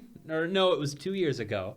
It was 2 years ago where like David Cameron was the first coach to be let go, and it was in like March or whenever. No, because Cameron made it to the end of the season because Dorian became the general manager when Brian Murray stepped in. It wasn't Cameron. It was the Boucher letting go. That was ridiculously late in the season for no reason, and it went forever. I think it's good. I think that coaching is it's been way too long of this old school method that you abuse the players, that they basically have to do everything you say, that they have to My perfect stylist. Someone who can make me look great And feel fantastic. every time. Someone I can connect with. Or the Marner situation where they're kind of pitting people against each other. These people, some of these players are young, but they're all humans. Right. Just treat them with respect. Treat them with kindness. Yeah, they have a job to do. You have a job to do. You have to get the best out of them. There's other methods than being a jerk. And that's what I'm hoping to see leave the NHL, especially anything that's racism-based or anything like that. That is no place in humanity, let alone hockey. Yeah, So that's the exception for me. Like, I was going to say that, like, just for a, sort of an alternate perspective, I don't know why we're firing coaches for mistakes that they made 15 years ago when the game was different. If you're going to fire Mark Crawford, why would you hire him in the first place knowing his history? The Mark Crawford days of Vancouver are no secret to anyone. You can talk to absolutely anyone who played for Mark Crawford, and they'll tell you the same thing. The fact that, well, he went to Switzerland, and I think he changed himself. I think when he left Vancouver and he realized, hey, no NHL team is going to hire me the way that I am. My past with Bertuzzi and Moore will haunt me. I need to reevaluate myself. Oh! If that was a save, what a save. Nilsson with, like, just the paddle down. He's ridiculous. Well, I don't understand why he was so mediocre out in Vancouver. It must have just been the team or something, because he has been lights out for Ottawa this year. But back to Mark Crawford, especially kind of the allegations from Sopel and I'm sorry I forget the guy's name, but the other, that poor player that had been abused a whole bunch growing up as well. He wrote a book. He's on one of the Leafs. Theron Fleury? No, not Fleury. O'Sullivan. Okay. I think he had some allegations against Crawford as well in his book. Those could have been acted upon at any time. And if he's being... I can understand why they're doing it. I think that they're handling the Mark Crawford situation in a good way, where they removed him from the situation. It hasn't been like a Bill Peters thing, but it's true. Chicago knows who Mark Crawford is. Sean Avery saying he got kicked in the butt by Mark Crawford when he played for LA. Like, he deserved it. Well, and then Sean Avery even goes, he's like, well, he's probably one of my favorite coaches ever, though. It's like, Sean Avery. Make up your mind. Like, you weirdo. Like, you're a weird person, Sean Avery, when you listen to this podcast. So I get these things. Sorry, I forget exactly what I was going to say there, but I understand, like, Bill Peters, there's absolutely no room anywhere for racism. And he was probably going to get fired anyway because Calgary was underperforming. Got a little lucky that he was not a fit for them on the coaching spot. And Mike Babcock, I've never liked his personality either. When he was on the HBO 24/7 thing, all I could think of was like, is this guy acting? Because he just seemed like everything he did was so over the top and just seemed like he was putting on a show for the cameras. I never understood why he got the praise he did, because he had a stacked Detroit team and then he never did anything else. He won one cup the first year and then, as you said, never did anything else. He I think, is the most overrated coach of all time because, he won a gold medal with Canada at the Olympics. Come on, like, throw me behind the bench. Yeah, I'll have a gold medal. Put that on my resume. No, I think, though, the reason why they would do the Crawford thing is just to show it has to be a full mentality shift for coaches, and they have to move past this sort of mentality, the coach is the boss, then he can do whatever he wants to you. And I think the bigger thing is this has to start in junior before it ever is going to did Gallagher just get a penalty in the offensive zone? I hope so. You'd love to see it. This has to start in junior leagues, move up through the CHL, and then hit the AHL and the NHL, because that is where My perfect stylist? Someone who can make me look great And feel fantastic. every time. That's where Someone I can connect with. personality, it hurts them so much. So I'm hoping that this is a full shift away from that style of coaching from the ground up, and we can get these coaches that use that don't have the same ego that a Mike Babcock has, that will be able to talk to the players and find individual strategies for each player. It's like a workplace. It's like a school. Every person is different. What you do to one player, one person, is not going to work for the next. And a good coach should be able to identify that and push forward and be able to use that as a coaching skill to get the best out of their players. So that's why I've been impressed with DJ Smith. He seems to, especially with him, and I guess it came out today that Capuano was such a hard push for Duclair to get more of a role in the penalty killing department. I'm loving that he's looking at players' individual strengths and weaknesses and finding a role for them, rather than just benching them for making a mistake. Though I guess people can say, hey, how come Logan Brown is only getting 5 minutes of ice time here and there? Where's the Logan Brown action plan? And yeah, I'm a little frustrated with that too, but I also think Logan Brown is a young player, and I think back to Jason Spezza, who took a long time to get to the point where he was such a high-skilled centerman. I see a lot of parallels in that. So I guess to answer your question is, I'm hoping that coaching changes in every role, every league. Coaching becomes more of a person management, a people skills role. But I also think it's weird that they took exception to this specific Mark Crawford thing, when you can read anything about Mark Crawford in the past 10 years and be like, oh, okay, if we're worried about this, we shouldn't hire Mark Crawford. Yeah, that's funny about Crawford. Anyways, we're going to move on from that topic. We've got 4 questions. We're going to do some fashion-related questions before Someone moving who on can make me to look great the Sens nostalgia. And feel fantastic. Yeah, I'm Every time. looking forward to getting your input Someone I can on these. connect with. So, first of all, how do you like or dislike the Sens' current uniforms? Okay, I think the Sens' current uniforms aren't great, but I don't think they're nearly as bad as people say they are. There's a plethora of garbage uniforms in the NHL. Minnesota's are hideous. Vegas's are way too much, in my opinion. I put them as a solid mediocre, the Sens uniforms, but I also think there's a huge room for improvement. And I think that's the frustrating part, is we shouldn't settle for this, but people who call it the ugliest uniform. Oh! Hey! Who was that? Connor Brown on All the right. backhand. All right. C. Brown. Woo!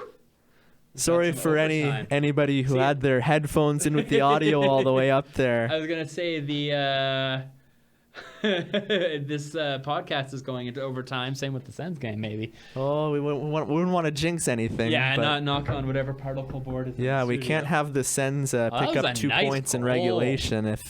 If we're gonna win a game, it may as well be in overtime. That was all Chucky, too. Yeah, Thank God he's good. Can you imagine if we didn't have Kachuk, or if he didn't pan out? yeah. You never hear the end of it. So I'm hoping. What do you want? Do you like the 2D? I love the 2D. I understand that some people find it outdated, but if we had to choose between the O jerseys, what they have now, and the 2D, I'm 1,000% going with the 2D. See, I do a tweak on the O. I really like the black O. I keep that as the away. Then I do a red home. So it's like the Centennial, but I get rid of all the silver. Change the silver into a white, and I think it would look pretty nice. But I'm fine with the 2D ones as well. I think they're nice. I bought a 2D Sens hat, but I think I lost it in like a week. I always do. It's a weird material. It was like a rain jacket hat. One of my first toques I had was the 2D.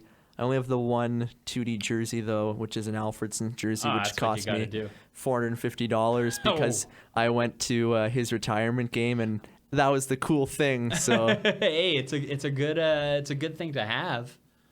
No, what about a Senegoth? Would you ever bring back the Senegoth? Which one was that? That was the weird mid-2000s one where it was... just search Senegoth if you can in Google Images. They gave him eyeliner. It's a similar one to what we have now, but they made it like way too intense. Let's see if I can... Was it the red one with the black stripe down the middle? Like the 2007 playoff alternate one? Let me get this bad boy up. If I remember right, I was one of the first hits on Senegoth. I used the term too much. Whoa, okay, yeah, this did not bring up No, it didn't. anything. It just brought up nonsense. Okay. Oh my goodness. Ah! For those listeners considering looking up Senegoth on Google Images, save yourself the pain. So here's... Oh, no, with a different microphone. I'm sorry. So that is... Yeah. Yeah, you're right. The black stripe. I was thinking for some reason it was... Nobody can hear Bosty right now because... It's useless. So, yeah, it was the black stripe one. So the Senegoth, which I think is the worst Sens jersey we've ever had. That's my favorite. You love the Senegoth? I have a Ray Emery Senegoth. I have a Ray Emery Senegoth. It's a fake, though. I got it made up, played against Sports. They used, like, a red tape. It's terrible for the name, but... Yeah, Ray Emery. I miss Razor. They offer, I got it just this past year, and they offered me if I could get it done the day of with the current jersey number font on the back of the jersey, or I could have it sent to New York City where they could put the proper 2007 plate on it. So it was a no-brainer for me to send it away well, yeah, and get it done right. Because an important memory for Ray. Mm-hmm. Yeah, especially with the unfortunate story that came out last year. It's good to have an Emery kind of keepsake of that. Yeah, I had his action figure. I got it for Christmas when I was like 10. So was it one of after he had left Ottawa, but before he made the comeback and had that unbelievable season in Chicago where he went like 17-1, and he backed up Crawford to the cup that year. So with they won the Jennings that year, right? Yeah, I'm thinking, and it was like something absurd, like 30 goals less than the second duo. And then he was never bad for Philly too, and people don't give Ray the credit he deserves in Ottawa. He brought the Sens to the Stanley Cup final with was it the severed tendon in his hand? Like if I stub my finger on something, it hurts all day. So I can't imagine catching 100-mile-per-hour slap shots in your trapper when one of your tendons isn't working. So I love Ray. He was such a fun goalie to watch, and watching him skate down the ice, putting fear in the hearts of all opponents, was pretty great. I remember the Senators Philadelphia Super Brawl game. They took Lalim out and they put Emery in after the first fight because it was clear that the game was going to stay ugly, and I loved that. It's like, okay, you want to fight our players? And remember, Ray Emery is back there too, and he will fight your players. Yeah. Didn't stop anyone, but well, that's a game. Yeah, Ray Emery, just one of the best personalities that the game has seen. He was a unique person. And it's too bad that his demons kind of kept him from living a full life. Mm-hmm. So you said that the Senegoth was your least favorite Sens uniform. God. I love it because it's bad. Yeah. Actually, no one can. Actually, who was it on Twitter? Someone recently said they liked the Sens jersey, the one that just said the word Sens. The SNES jerseys. The SNES, yeah, that one's, yeah. Who thought that was a good idea? I hated it. My buddy Nathan loves.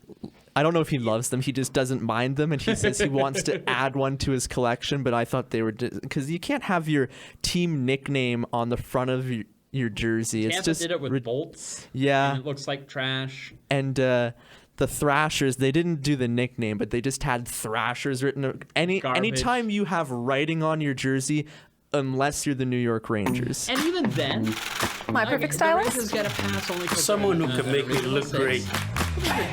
And feel fantastic. I like their Every time. jerseys better with the old Someone I can badge logo. connect with. Absolutely. Give me the Statue of Liberty. That was great. I want to see the Fishermen Islanders versus the Statue of Liberty Rangers.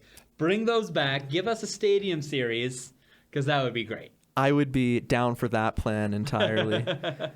So do you have a favorite jersey in the NHL?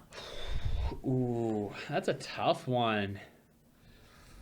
I think I might actually have to go with the Philadelphia Flyers orange and black. I think it's a sleek looking jersey. The orange really pops. And that was what they wore when we played them earlier this week. Or last week, I guess. December, everything blends together for me. And I thought that they just looked great in those colors. The stealth Sharks jerseys are pretty nice. Don't love the teal. If it was anything else, I love the idea of it. I just don't like the teal color of anything on San Jose. I saw you shake your head. You hate it? I'm just not a fan of just black jerseys. It's just dark and like I enjoy like some color and brightness. Give me a couple. Who are your favorites? I like Colorado's because of the design of it. Like it's very original and like the outline that they have of it. What about their Stadium Series jersey? That weird. Bad. Yes. That's going to be the ugliest stadium series of all time. I don't remember who they're playing, but if you LA, they're playing LA, and LA they're is both, really bad too. Yeah, they're both so bad. Pure trash. And people are liking these. Oh, they're wrong. They're absolutely wrong. And then Nashville's for the Winter Classic. And then just says Nashville on the front. The Dallas Stars with the STD jerseys. Stars. Yeah, exactly. I don't understand it. It's terrible. Just go something classy. Just make the color cream and you're good. Yeah. I was always thankful the Sens didn't do anything too wild. And even their Heritage jersey, which got a lot of hate. The white one? No, the red one. The red one was the Centennial, yeah. The Centennial one, not Heritage. That got a lot of hate, but I like it. I like the look. I guess I kind of gave that away saying I'd make that into a perm jersey. But I thought it looked really good on TV. I won back when the Sens had the Sens X Casino, I won a Heritage Anderson, which I'm super happy about. So I still rock that one to games. You were wearing that in the infamous chicken chopping video. Absolutely, yes. That's my go-to in both of them. Yeah. I've also got a weird one now. So my buddy Axe Matty on Twitter, I work with him too. He found a Chinese knockoff site that had black and gold. So picture last year's All-Star jerseys, but with a Sens logo and gold instead of silver. And it had the weirdest selection of players. So I've got a knockoff, basically Vegas Golden Sens jersey with McKenna on the back.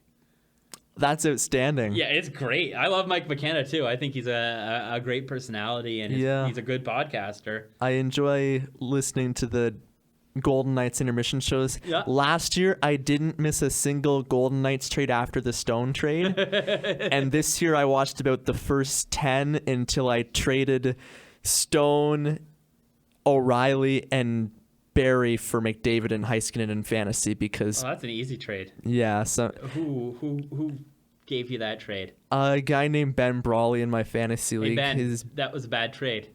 You never trade McDavid and you threw in Heiskanen. What are you thinking? Like, yeah, don't get me wrong. At the time, Mark Stone was on pace for 120 points. Okay. This was about 12 games into the season, and he had like 18 points. So, and I'm the biggest Mark Stone fan of all time. Yeah. So for me, it was tough to see him go. And then given the O'Reilly story I told earlier, I was gonna say, it was difficult to toss him in.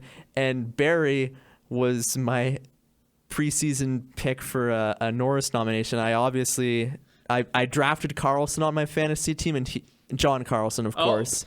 Oh, wow. Yeah, you're doing all right. Yeah. You're doing all right. I'm on a... Unbeatable? This is week 9. I won week 1, lost week 2, tied week 3, and I'm on a 6-game week winning streak. That's not bad. Mm-hmm. Your team seems pretty hard to beat. Who's your goalies? That's the weakness for me. Although I drafted Bobrovsky, Leonard, and Darcy Kemper. So I was very happy with my draft because I was like, I'm going to get 70 starts from Bobrovsky because Montembeault I'm not sold on, and Dreger. I liked Dreger. Yeah, I did too, and I was sad that he never really made it work in the Sens. Very happy to see him get the shutout in his debut. Well deserved. So I dropped Bobrovsky and I picked up Greiss, and then Greiss got hurt. Yeah. So I've got full Bob drop, which I guess is fair. He's never gotten back. Is it a keeper league for you or no? No. We get 4 roster moves per week. So I brought Bobrovsky back this weekend for a spot appearance, and now he's back on his game. He's had 3 above and 950 save percentage Florida games. Is cooking. Yeah. They are looking like a team to beat. And so I dropped Leonard, and so I've still got Kemper and Bobrovsky right now. That's not bad. So, I'm cursed with Matt Murray. Oh, that's a tough one. My 2 coming out of my draft were Matt Murray and Schneider. Things aren't going too good. And I'm doing all right. My other players are real good. I had a couple of shrewd acquisitions. I got Pasta. I got him later than I should have. Right. Oh, good times. Yeah, so 5.8 seconds left. Yeah, we could be heading to overtime just as this podcast approaches the overtime. Yeah, we're at 93, almost 94 minutes. So this is going to be a good listen for anybody on the... use this if you're traveling in the holidays or if you're traveling back from the holidays. I'm not sure when it will be posted. I may even give it a listen myself on my drive home Saturday. Exactly. It will not lull you to sleep because I have no vocal control and I will start yelling. So I'm sure there's some good peaking audio for everyone. We've already erupted and screamed twice at the Senators' goals. And if we score the overtime or shootout winner, we'll make sure to make it the best one yet. All right. So what's the next question? Or was there another one? Did I distract in the... you were talking about Colorado's jerseys, and then we started panning their ugly stuff. And my perfect stylist is Columbus. Someone who can make me look great. Designs. The baby they feel blue. fantastic. Every time. Definitely not the Cannon jersey. Someone I can connect with. I like the star logo with the stars and stripes around it. I don't mind it. And then just their design, because they have like the multicolored sleeves, which is unique. And hockey organizations need to... I guess we say they need to take a risk, and then we spend 5 minutes ripping on Colorado and LA stadium season But jerseys. those aren't even close. Like they shouldn't have even left the drawing board. Yeah, absolutely. They need to have a little fun with things, and that's something. Like, you know what? I get Montreal is always going to be red, blue, red. Rangers are always going to be Rangers. Chicago's always going to be Chicago. But let's have some fun with some stuff. Like, I don't love the Nashville yellows, but they're unique. And the fans there seem to dig them. That's exactly it. As a Nashville fan, of course, you bleed gold. You got to know your yellow. target audience. And with Vegas, even though you may not like them, I dig them. And the people there, because it's all about the show. It's yeah. very, very Vegas. I think it's a little... Mark Bergevin looks fucking pissed. It's because I don't understand how he still has the job. Like, thank God for him that Subban somehow fell off the face of the earth. But like, he has done nothing to better his team.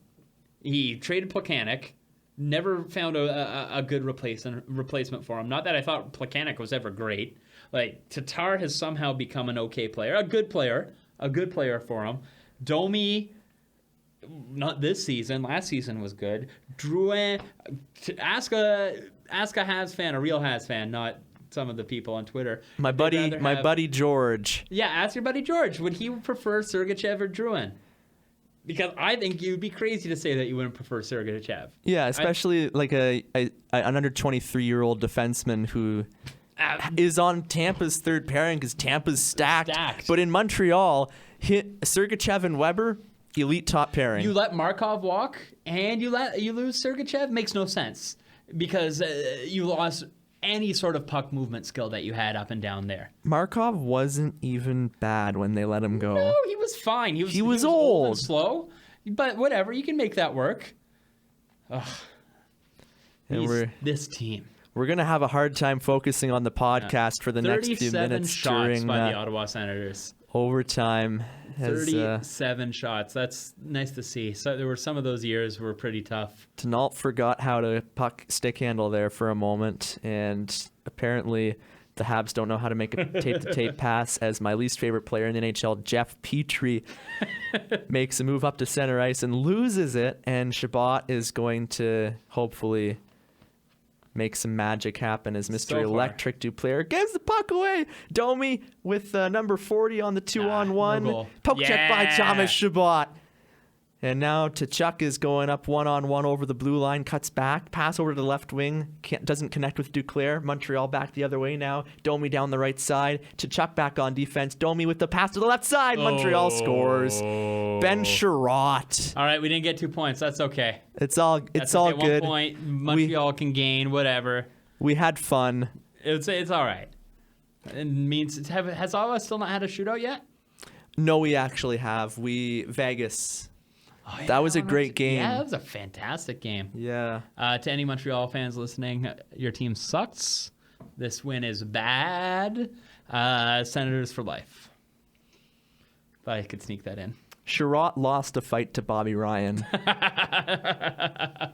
Yeah, good for Primo, though. You know, I get a couple of wins. Mm-hmm. It also makes it tougher for them to keep him in the long run.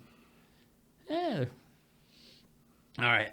Let's drown this our sorrows with the next question if you have one. Yeah, I'm just going over the things, and I think I've only missed one of the questions I had. We have our teaser too. Planned. Yeah, so we've got the Sens nostalgia, of course, which I've added a couple questions to for this podcast because I'm trying to expand on that. But the final question I had about the Sens was, who would your next choice be to be captain for the Senators? So if we do keep Peugeot, easy pick. I think that if we have him on a 3-year deal, it's a good time for the expiration. Someone else take it. Now it's tough, though, because I don't think we'll still have Peugeot. And it is who makes sense. One hand, you have Chabot. He's a little bit older than Brady. I think it's between Brady and Chabot. Not that I know anything about their past and whether they've been captains before. Chabot has a couple of years. Kind of fits the Carlson style captaincy of a steady, high-skilled player in the back end. I don't know how he's in the room, but just based on his interviews and things like that, he's very well spoken. And he was very quiet in the Uber video. Yeah, that's some shrewd thinking on his part. But he seems like a smart player, and I think that he has the respect from a lot of his teammates. But he also seems like they have fun with him too. But I think it's very hard to discount the fact that Brady is such a high energy personality. He will joke around, he'll play as hard as he jokes. Everyone seems to love him. Like, watch him on the bench.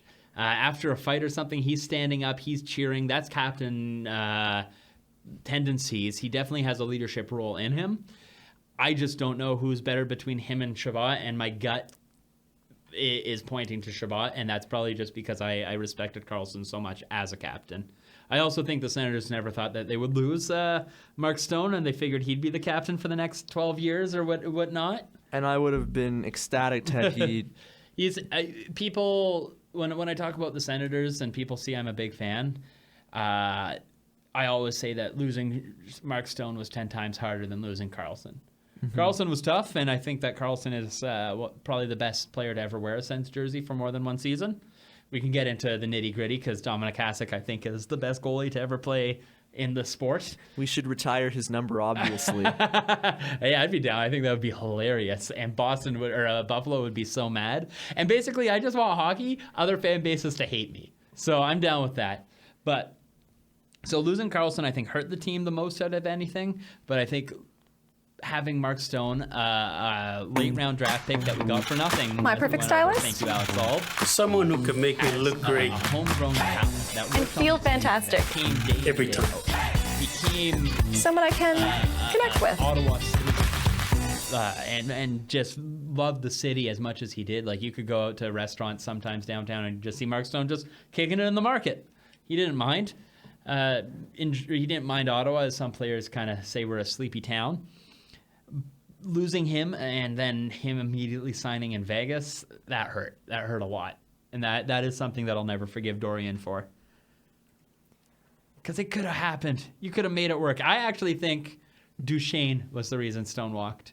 He saw the difficulty Duchesne had finding success, and the idea of living through a 2 to 3 year rebuild. I think Mark Stone knew his skill set, and I think that Duchesne was probably saying, like, man, it's not as easy as you think it will be. And so he's like, I'm going to go to a contender right now. I just closed the Sens game from the Reddit stream and brought up my audition where we've got the podcast being recorded. And if my audio production teacher, Jessica Bilson, saw my levels right now, she would be very upset. That's all my bad, though. Yeah. I've moved my chair back. I've gone forward. I stood up. So please, teacher, know that it is my fault, and Ryan has been very good about it. I'm just appreciative of your time being a guest on the show. It's a blast. It's a blast. All right, so time to move on to the Sens nostalgia questions. Okay. We've already talked a lot about your early years as a hockey fan, but do you remember the first Sens game you watched? So I don't remember exactly the first game I watched, but I do remember the first game I saw live, which was, I don't remember the year, but it was the Anaheim Mighty Ducks. I went with my dad, and Alexander Daigle had a penalty shot in which he hit the post. The game ended in a tie, I want to say. I don't remember too much there. The announcer accidentally called one of our players, Denny Lambert, who was our fighter in like the first season. I think, he called Randy Cunneyworth over the at the time the Corel Center speaker. They called Randy Cunneyworth Denny Lambert after a fight, and people found that funny because Denny Lambert hadn't been on the Sens for 2 or 3 years. But I was like 5 or 6, so the joke didn't land with me. But I could tell you it was section, I don't remember the exact section, but it was about 5 rows up in the third bowl, and I was pretty much hooked. No, we lost the game in overtime. That'd be like next year if Alex Lafreniere scores his first career goal for Ottawa wearing 22, and the announcer announces him as Eric Condra. That would be pretty good. Bring back Condra. Maybe that's the senator we should bring back. No.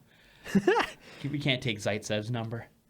I'm trying to remember the first game I saw, but no, that's the oldest memory. And after that, it's kind of just a blend of the first playoffs for Ottawa versus Buffalo, and then the next year Ottawa versus New Jersey. Those are the ones I really remember. You're fortunate that you tuned in at the right time, right when they started the successful run. Yeah. My dad will tell me about the bad years and how hard it was to watch. But I remember, maybe the earliest memory I have from watching a game might have been when Ottawa beat Montreal 5 or 6-0 for the first game of the season, and the Montreal fans chanted "na na na na, hey, goodbye" to their own team. And I remember thinking, wow, Montreal fans, you're savage. That makes all the other times Montreal has serenaded us in when we lose worth it. Hey, we got the Pajot chant. Nothing will top the Pajot chant. Yeah, never trade Pajot to Montreal. I don't care if they're offering the best deal. We cannot let Montreal fans chant Pajot in their own building. Preferably Western Conference. Like you said, Colorado. Colorado would be a perfect They've fit got for that some guy. great assets. Yeah, absolutely. They've got some young players that don't really that have a long way. If they're going to finish as high as they can, I could see them having no problem giving up a first-round pick. It'll be interesting. I would do that trade, absolutely. Oh, no, that was a tragic voice crack. Yeah, we'll fix that in post. Yes. Yeah, once you're done editing the first hour and 40 minutes of this podcast. Was there a single moment that made you become a hockey or a Sens fan? Nothing specific. Playing road hockey a lot with friends and family. Just Senators games at that time. It was still a new team, so people were excited about it. And hockey's just great. It's hard to really pinpoint that exact moment where it makes sense, but I've tried to watch a lot of other sports, but I can't keep up like I do hockey. I pretend to be a Kansas City Royals fan, but I don't watch a single baseball game. But I will always go on Twitter and say, "Hey, Royals, we're doing good," even though they're a garbage team.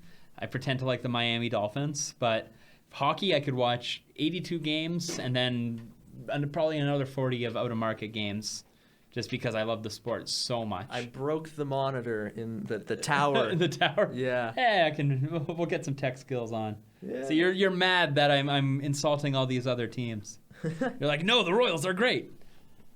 We'll just put that to the side there, and hopefully no one notices. I think it was the fact that it was so easy to play growing up. Playing either semi-competitively or just with friends and then going and watching the game. It makes it so much easier to really fall in love with the sport. How about for you? What was your big hockey moment?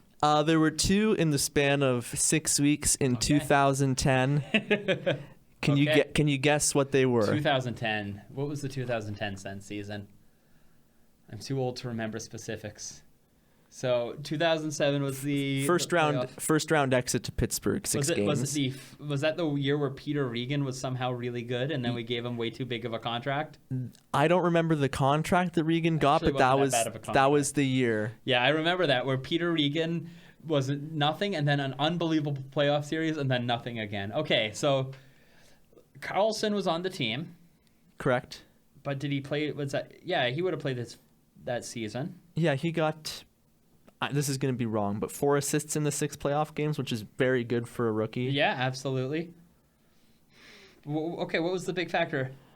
So that wouldn't have been Mark Stone yet. Mark Stone was still a couple of years out. No, he made his debut in the playoff series in 2012 against the Rangers. And he had that beautiful assist on Spezza's game-winning goal. Absolutely. And as soon as I saw his face, I actually wasn't... I didn't know about how good he was from like the World Juniors and with the Brandon Wheat Kings. Yep. I just saw his face and I was like, this is my guy. Mark Stone face makes a fan. Yeah, so... that's good. So I loved him from that point forward. He's my favorite Ottawa Senator of all time, and that's why I have the Vegas Mark Stone jersey. Oh, yeah. Anyway, so 2010, Carlson actually got 6 points in 6 playoff games in his rookie year. So Carlson. Goal and 5 assists, and Matt Cullen got 8 points in the 6 games in that series. What a weird series. Yeah. Yeah. That was a fun one. But it was, yeah. Anyway, so the moment in that series for me that made me love hockey for the rest of eternity was Matt Karkner's triple overtime winner that it was assisted by Daniel Alfredson. Yep. I remember that, actually. Like in 2008, 2009, I was just sort of like along for the ride. Like I was still young, didn't have my hobby yet. Yeah, you enjoy it passively. Like I was just sort of like, yeah, this is all right. I'll see. Like, this is what everybody else is doing. I'll just sort of check it out. So I watched. And from Gananoque too, I guess you had Ottawa, and then there's probably a good portion of Montreal fans too. Not really. More Toronto? Yeah. Okay, yeah. Yeah, we got to make more inroads in the Kingston area. Mm-hmm. Which is why I was happy we moved to Belleville, because that's easy for our A team. I want to grow more of that part of Ontario into Senators fans. I've only been to one Belleville game so far. I'd love to go. I haven't gone. Yeah. Now, if we want to talk about a nice jersey, the Belleville jerseys are beautiful. The new red one that they brought out? Yeah. It Big looks fan of that. very clean. Anyway, and the second moment from 2010 was Crosby's golden goal. Okay, yeah. See, I didn't like Crosby at the time, so I was like, oh, why'd it have to be him? But Hey, Iginla did all the work. That's exactly so it. I still give him all the credit. Perfect. And that was the best moment of, like, that's a world hockey moment. There's no other international hockey game that holds that. Well, okay, we can go back to the Soviet series and things get differently, but in my lifetime, that hockey game, the fact that it was on a knife's edge the whole time, Ryan Miller had such an outstanding performance, and then watching that goal, I can see that. That makes a quick hockey fan out of a lot of people. Yes, and the funny thing is that those two games had in common was that for the start of the game, like through regulation, I watched it upstairs because the Canada-USA game was an afternoon game. Yeah. So my father was working for the first... for regulation, and he got home in time for overtime. So at that good point, luck charm is what you're saying. Yeah. So at that point, we went downstairs to the back room and watched overtime on the couch with my sister, who's not a hockey fan at all, but everybody was watching that moment. Exactly. The entire country. You can't not enjoy those things. You don't have to watch the sport to know it's something important and exciting is happening. Right. So we went downstairs and they scored the game-winning goal. We were watching from the couch, and then in the Pittsburgh overtime game, we watched I watched the start of the game upstairs, and then the first overtime period, and then my mother and sister had gone to bed, so we wanted to watch the rest from downstairs, and so we went downstairs for the second and third overtime. And once you hit the third, you're like, yeah, we gotta be quiet. Yeah. And so when we were just watching, I just remember Pascal Leclerc's ridiculous performance in that game. I did not say anything, but I was thinking for the entire 110 minutes of the game, I was just like, if we win, he's gonna be the first star. But you can't say that. No, can't jinx it. Pascal Leclerc is a player that I really wish didn't have to deal with the injuries, because he was such a good goalie when things were going well for him. Yeah. Sad. One of my favorite Christmas gifts I ever got was an Antoine Vermette autograph puck. Oh, very nice. So my uncle got that for me at Christmas in 2008, and then of course Vermette was traded at the deadline in 2009 for Leonard and Leclerc. Yeah, it was a great duo. Yeah. It just cursed because neither of the goalies made it work for Ottawa. But then we got Colin White for Leonard. So which hopefully this season... Vermette for White, that's a fair. Yeah, exactly. I'm fine with that. And wow, that's a long 10 years in the making. Yeah. And White, I have high hopes for, but this season he's struggling. He got hurt, he got hurt, and then he's been kind of pushed around into a whole bunch of different roles. I'd love to see us open up a slot for him to get accustomed to. Oh. Okay, I'm trying to think of what else. Oh, yeah, the Karkner goal. I saw that one in my roommate at the time. We grew up really close to each other. Yeah, you would have been just a wee young 21-year-old at the time. Exactly. Oh, just barely alive. He was. He's not a hockey fan, but I was like, I want to watch the Pittsburgh game until it gets. I assumed we were going to lose it because that was how that series felt. I'm like, let's just put it on until the Sens start losing. And the whole time he was just modding his Wii. He was like, I don't use my Wii anymore. Let's see if I can install some software so that we can just download games. That's outstanding. Playing the Mario Kart. Well, that's exactly. It gave him plenty of time to do it because that game went forever, and then we played Guitar Hero. It was a perfect day. And before that, I'm pretty sure we played a terrible round of Glow in the Dark Mini Putt.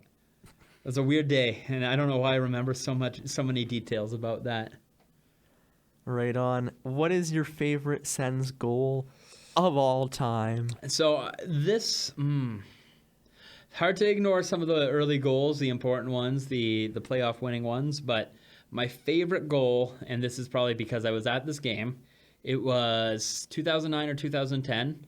My dad got tickets to a late game, late in the season. Sens weren't in the playoffs, so it must have been 2009. It was Karlsson's rookie year, though. Well, he played some games in 2009, right? No. No? Maybe it was 11 then. Okay, yeah. Maybe it was 2011. Maybe he wasn't a rookie. He was young, and I hadn't followed him enough to get as hyped for him. And it was us versus Carolina, and I have seen the Carolina Hurricanes live more than any other team ever. I don't know what it was back. I remember seeing Hartford like 4 times in a season just because no one wants to go to those games, so you could get free tickets easy. And my dad and I were like, both of these teams are bad. Whatever, let's just go. And the tickets were surprisingly good. They were first bowl seats on the blue line for the Carolinas blue line, so we had period 1 and 3 of the Sens shooting. It was a tie game. Sens had a late power play, and Karlsson just turned it on. He skated up. They had a passing play, and it was that trademark Karlsson shot where he cues the puck but knocks it forward a little and then steps into the shot, and it's just a rocket. And I remember seeing that and just being blown away. This young guy, 5'10", skinnier than anyone else on the team, just put that puck on a tee, shot it through 4 players into the perfect top right snipe. And I remember being like, no, this guy's good. You described that well enough that I remember the goal. It was that moment where I'm like, Karlsson is something special. Karlsson is something unbelievable because he slowed the game down for viewers. And that's something that I hadn't ever seen in a Sens jersey. And as good as other players have been, they don't have that same sort of Karlsson stringing the puck along like he's some sort of puppeteer that can make that puck do magic things. Oh, I miss that guy.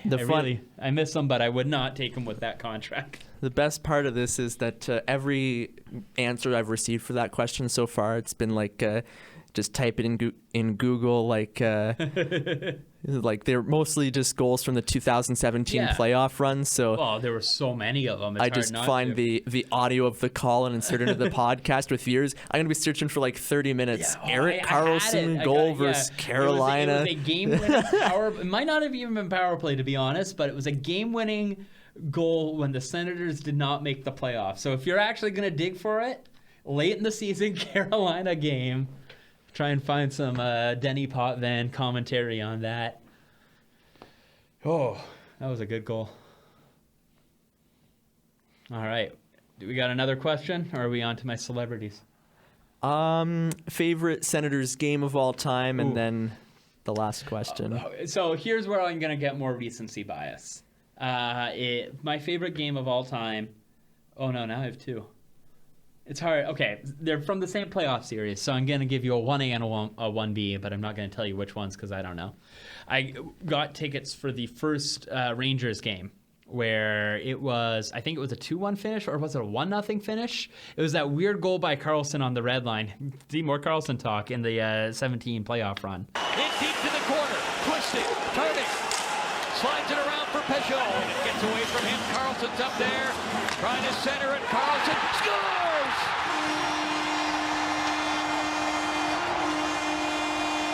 Game one, yeah. Yeah, game one. Was it 1-0 or was it 2-1? 2-1. 2-1, yeah. And it was two early goals and then just pure tension. I don't remember ever seeing a game live where it was just so nerve-wracking. I was sitting on my hands. Every single shot just felt like it was going to go in. But Andy had such a fantastic night. And it looked like it was destined for overtime. But Karlsson, with that weird goal on Lundqvist in the last 5 minutes of the game, and just that having that tension wash away, I can't ever describe that feeling, just the pure elation. I agree with you that game was outstanding. Although after Karlsson scored that goal, the tension for me amplified 1,000 mega dialed. Like for those last 5 minutes, I was like, this game needs to end immediately. Go. Yeah. But it was good. Then my 1B or maybe the 1A was just the game that we won to win that playoff series, and not necessarily because the game was great, but I went out with my buddy Slow Hands Joe and his brother. And we went to the John A. I think it was one beer each because it was a Tuesday night and we were all kind of tired. But then we're like, you know what? Let's go to the airport. And we waited and we watched the Senators come back in and cheered. And we watched Dion Phaneuf awkwardly wave to everyone. The way the media treats Dion Phaneuf in this city is embarrassing. Mark Mathot laughed his ass off as he drove by. And then Clayson dabbed at an unbelievable speed because he thought dabbing was hilarious, which he is right. Dabbing is great. Never let it die. He just did this like double dab nonstop out of his car window.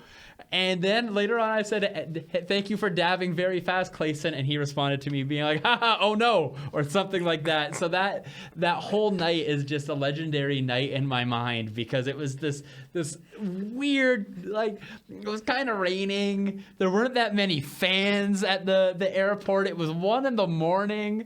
And I remember we just we had a drink and we're like, it's a Tuesday, no one's partying. And then the Senators had that crazy, the parade and the dabbing. It's just in my mind as such a fun day, just a pure happiness day. I'm laying on the floor in the corner crying after you described that Clayson incident. And I remembered a warm-up at a game I went to. I think it was No, I'm not even going to register a guess. I've been to too many Sens games to register a guess. But Clayson had a screwdriver stuck in his helmet. I remember seeing a picture of that on Twitter. Yeah. Clayson was the best. It was the most Freddie Clayson. random thing I've ever seen. And I just spotted it from the 300s. I was like, what's up with Clayson? And so then I like zoomed in on my phone and I'm like, this man has a screwdriver in his helmet. He had such a good attitude. Yeah. He always looked like he was a better player than he got credit for too, but he just never made it work outside of that one little window for the Sens. I thought he would end up playing for the Rangers for a while, and I could see him playing like a 6th, 7th role on a lot of other teams because... Is he in Charlotte this year? I think so. They've got Brian Gibbons, Max McCormick, and Freddie Clayson. But he's not playing. Yeah, they've got all the weird players, the weird Senators, kind of offshoot players. It's hilarious. Last year I said in one game, I was doing this series, like I wanted to get a new jersey. So like one game I was like, oh, if Max McCormick scores tonight, I'm going to buy a Sens jersey. And then the next game was Batherson's debut. And I was like, if Batherson scores the game-winning goal tonight, fuck. What jersey did that end up being? I bought just their home jersey. Just like, okay, that's a nice one. But I waited until this year, luckily, so I've got 19. Oh, that's good. Yeah. Yeah. Oh, wow. Okay. Good pick. Yeah. Very good pick. So Brian Gibbons has 11 points in 12 games for Charlotte, and Brian Gibbons. Max McCormick has 10 points in 20 games. Sounds like Max McCormick. And Clayson has 4 assists in 18 games and is a +2. Yeah, good for him. Very respectable. Charlotte's a pretty good team. Yeah, well, they won the Calder, right? They were, yeah. I thought they won last year. Yeah, they made it to the finals. I'm pretty sure they won. You're probably right. I can't remember who they faced off against. Anyway, that's brings us to our last question, which we teased earlier. Yeah, exactly. If you have stayed tuned for the last hour of reminiscing and who knows what else we talked about, you're in for not that great of a payoff. It's really not great. Have you ever met any NHL players or celebrities? So besides me. Absolutely. Woodsy number one. We've got the Andy story, which unfortunately is my favorite story.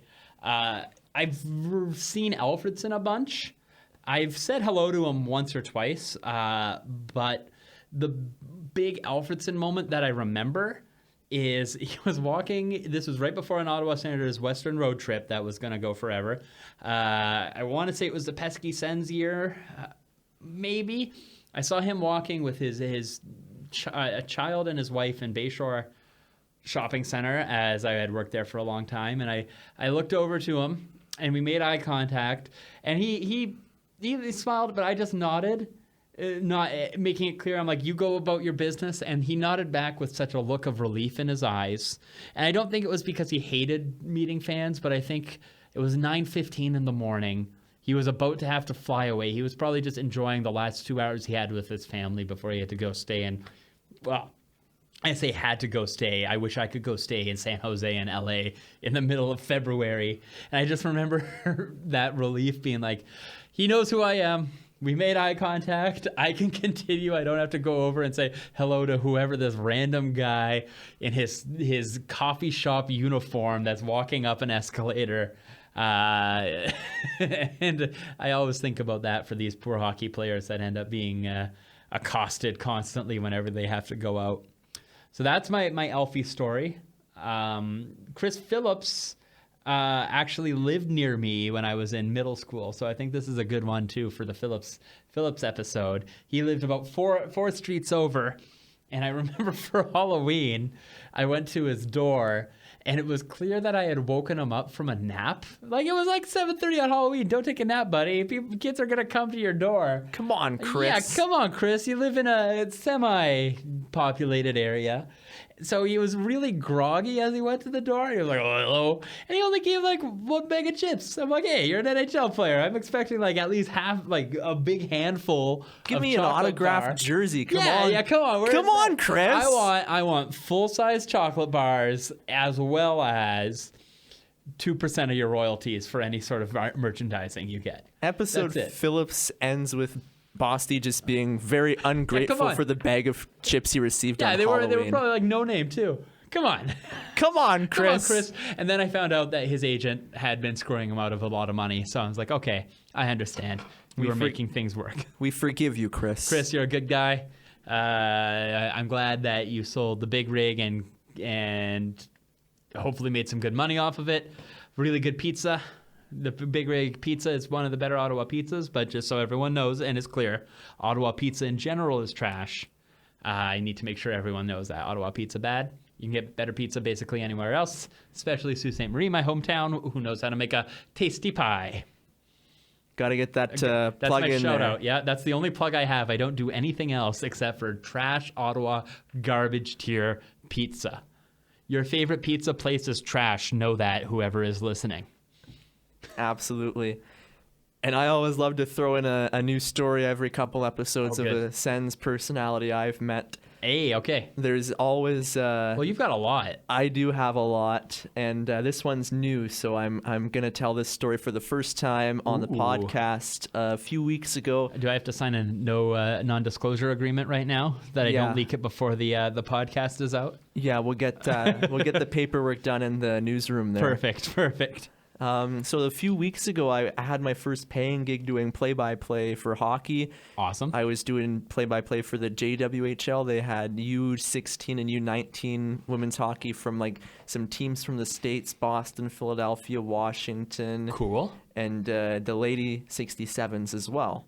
Okay. So I was looking at the game sheet for the Lady 67s, and I was memorizing the players' names, and I was going down the list, and 44, Naomi Boucher, and then so on. And I thought nothing of it until the second intermission when I went back into when they were flooding the ice, and then I saw Guy Boucher, and he was talking to some parents, and I was just like, I'll just leave him be. I realized right away, I was like, okay, Naomi Boucher, Guy Boucher. Yeah, a pretty easy A to B in that. Yeah, why is this man here watching the women's hockey? Oh, his daughter's playing, obviously. I think I saw you post a picture of you and Guy on Instagram, right? Yeah. So, I didn't want to bother him right away, but after the game, I was going over the lineup for the next game, and so he was talking to some other parents for about 20 minutes, and then after that, some players from one of the American teams walked up and asked him for a picture, and everybody else had sort of gone home, and so him and I were the only two people upstairs at the arena, and so I was like, It would be okay, weird not to say it's something. an appropriate moment now. I'm trying to be professional doing my job, but now it's a very appropriate moment to go over and shake the man's hand. So I just said, hey, Guy, I didn't want to bother you while we were talking to the other parents there, but I just wanted to thank you for your time in Ottawa, because no other coach ever took as much time dealing with the media, and because absolutely, that's what I'm going into. I have a tremendous amount of respect for you and how genuinely you come across as a human being, and he was really surprised, like that's what I had to say of all things. Not like, oh, you brought us so close to a cup, or loved the fact that you took our system and made it work on a team that were missing components. You're like, no, thank you for being good. Yeah, thank you for being nice and good, which that kind of goes back to the coaching discussion we had earlier, where if that's the direction that more people are kind and treating others like humans, good for the media too. Exactly. So that's nice. So he shook my hand and asked me, he's just like, so you guys are doing all the games this weekend? And I said, yeah, we're having a lot of fun doing the coverage. And he's like, that's good. Best of luck to you guys.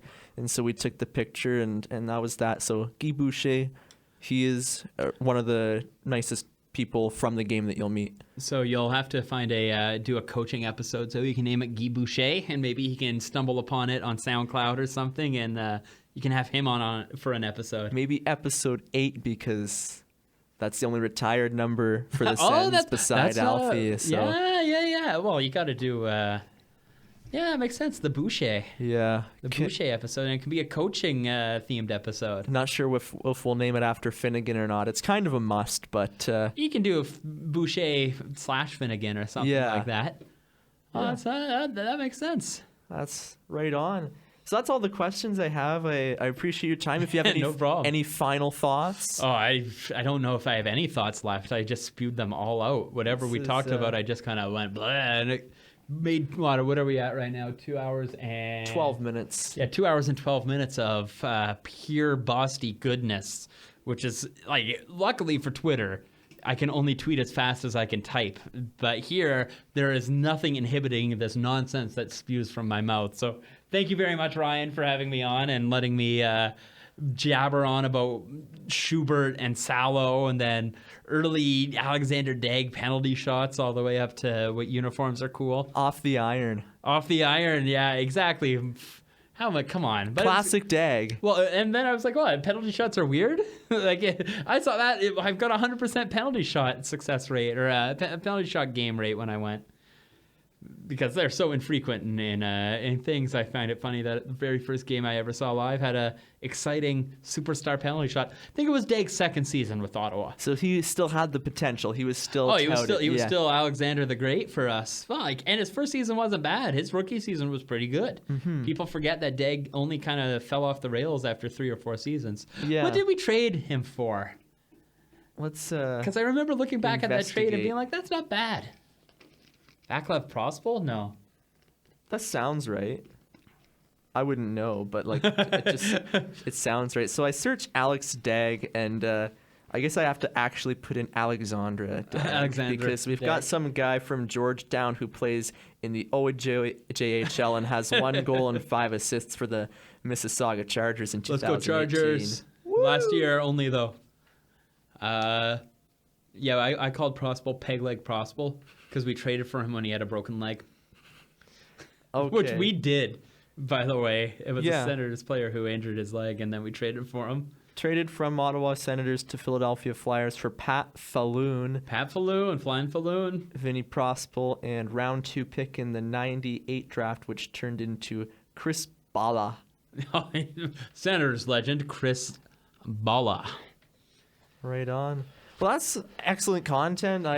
We went longer than I expected, so Just we've a got touch. hours of content for people to listen to over their Christmas holidays and reminisce about how unfortunate the Sens franchise has developed over the years. We're going to get a cup 2023.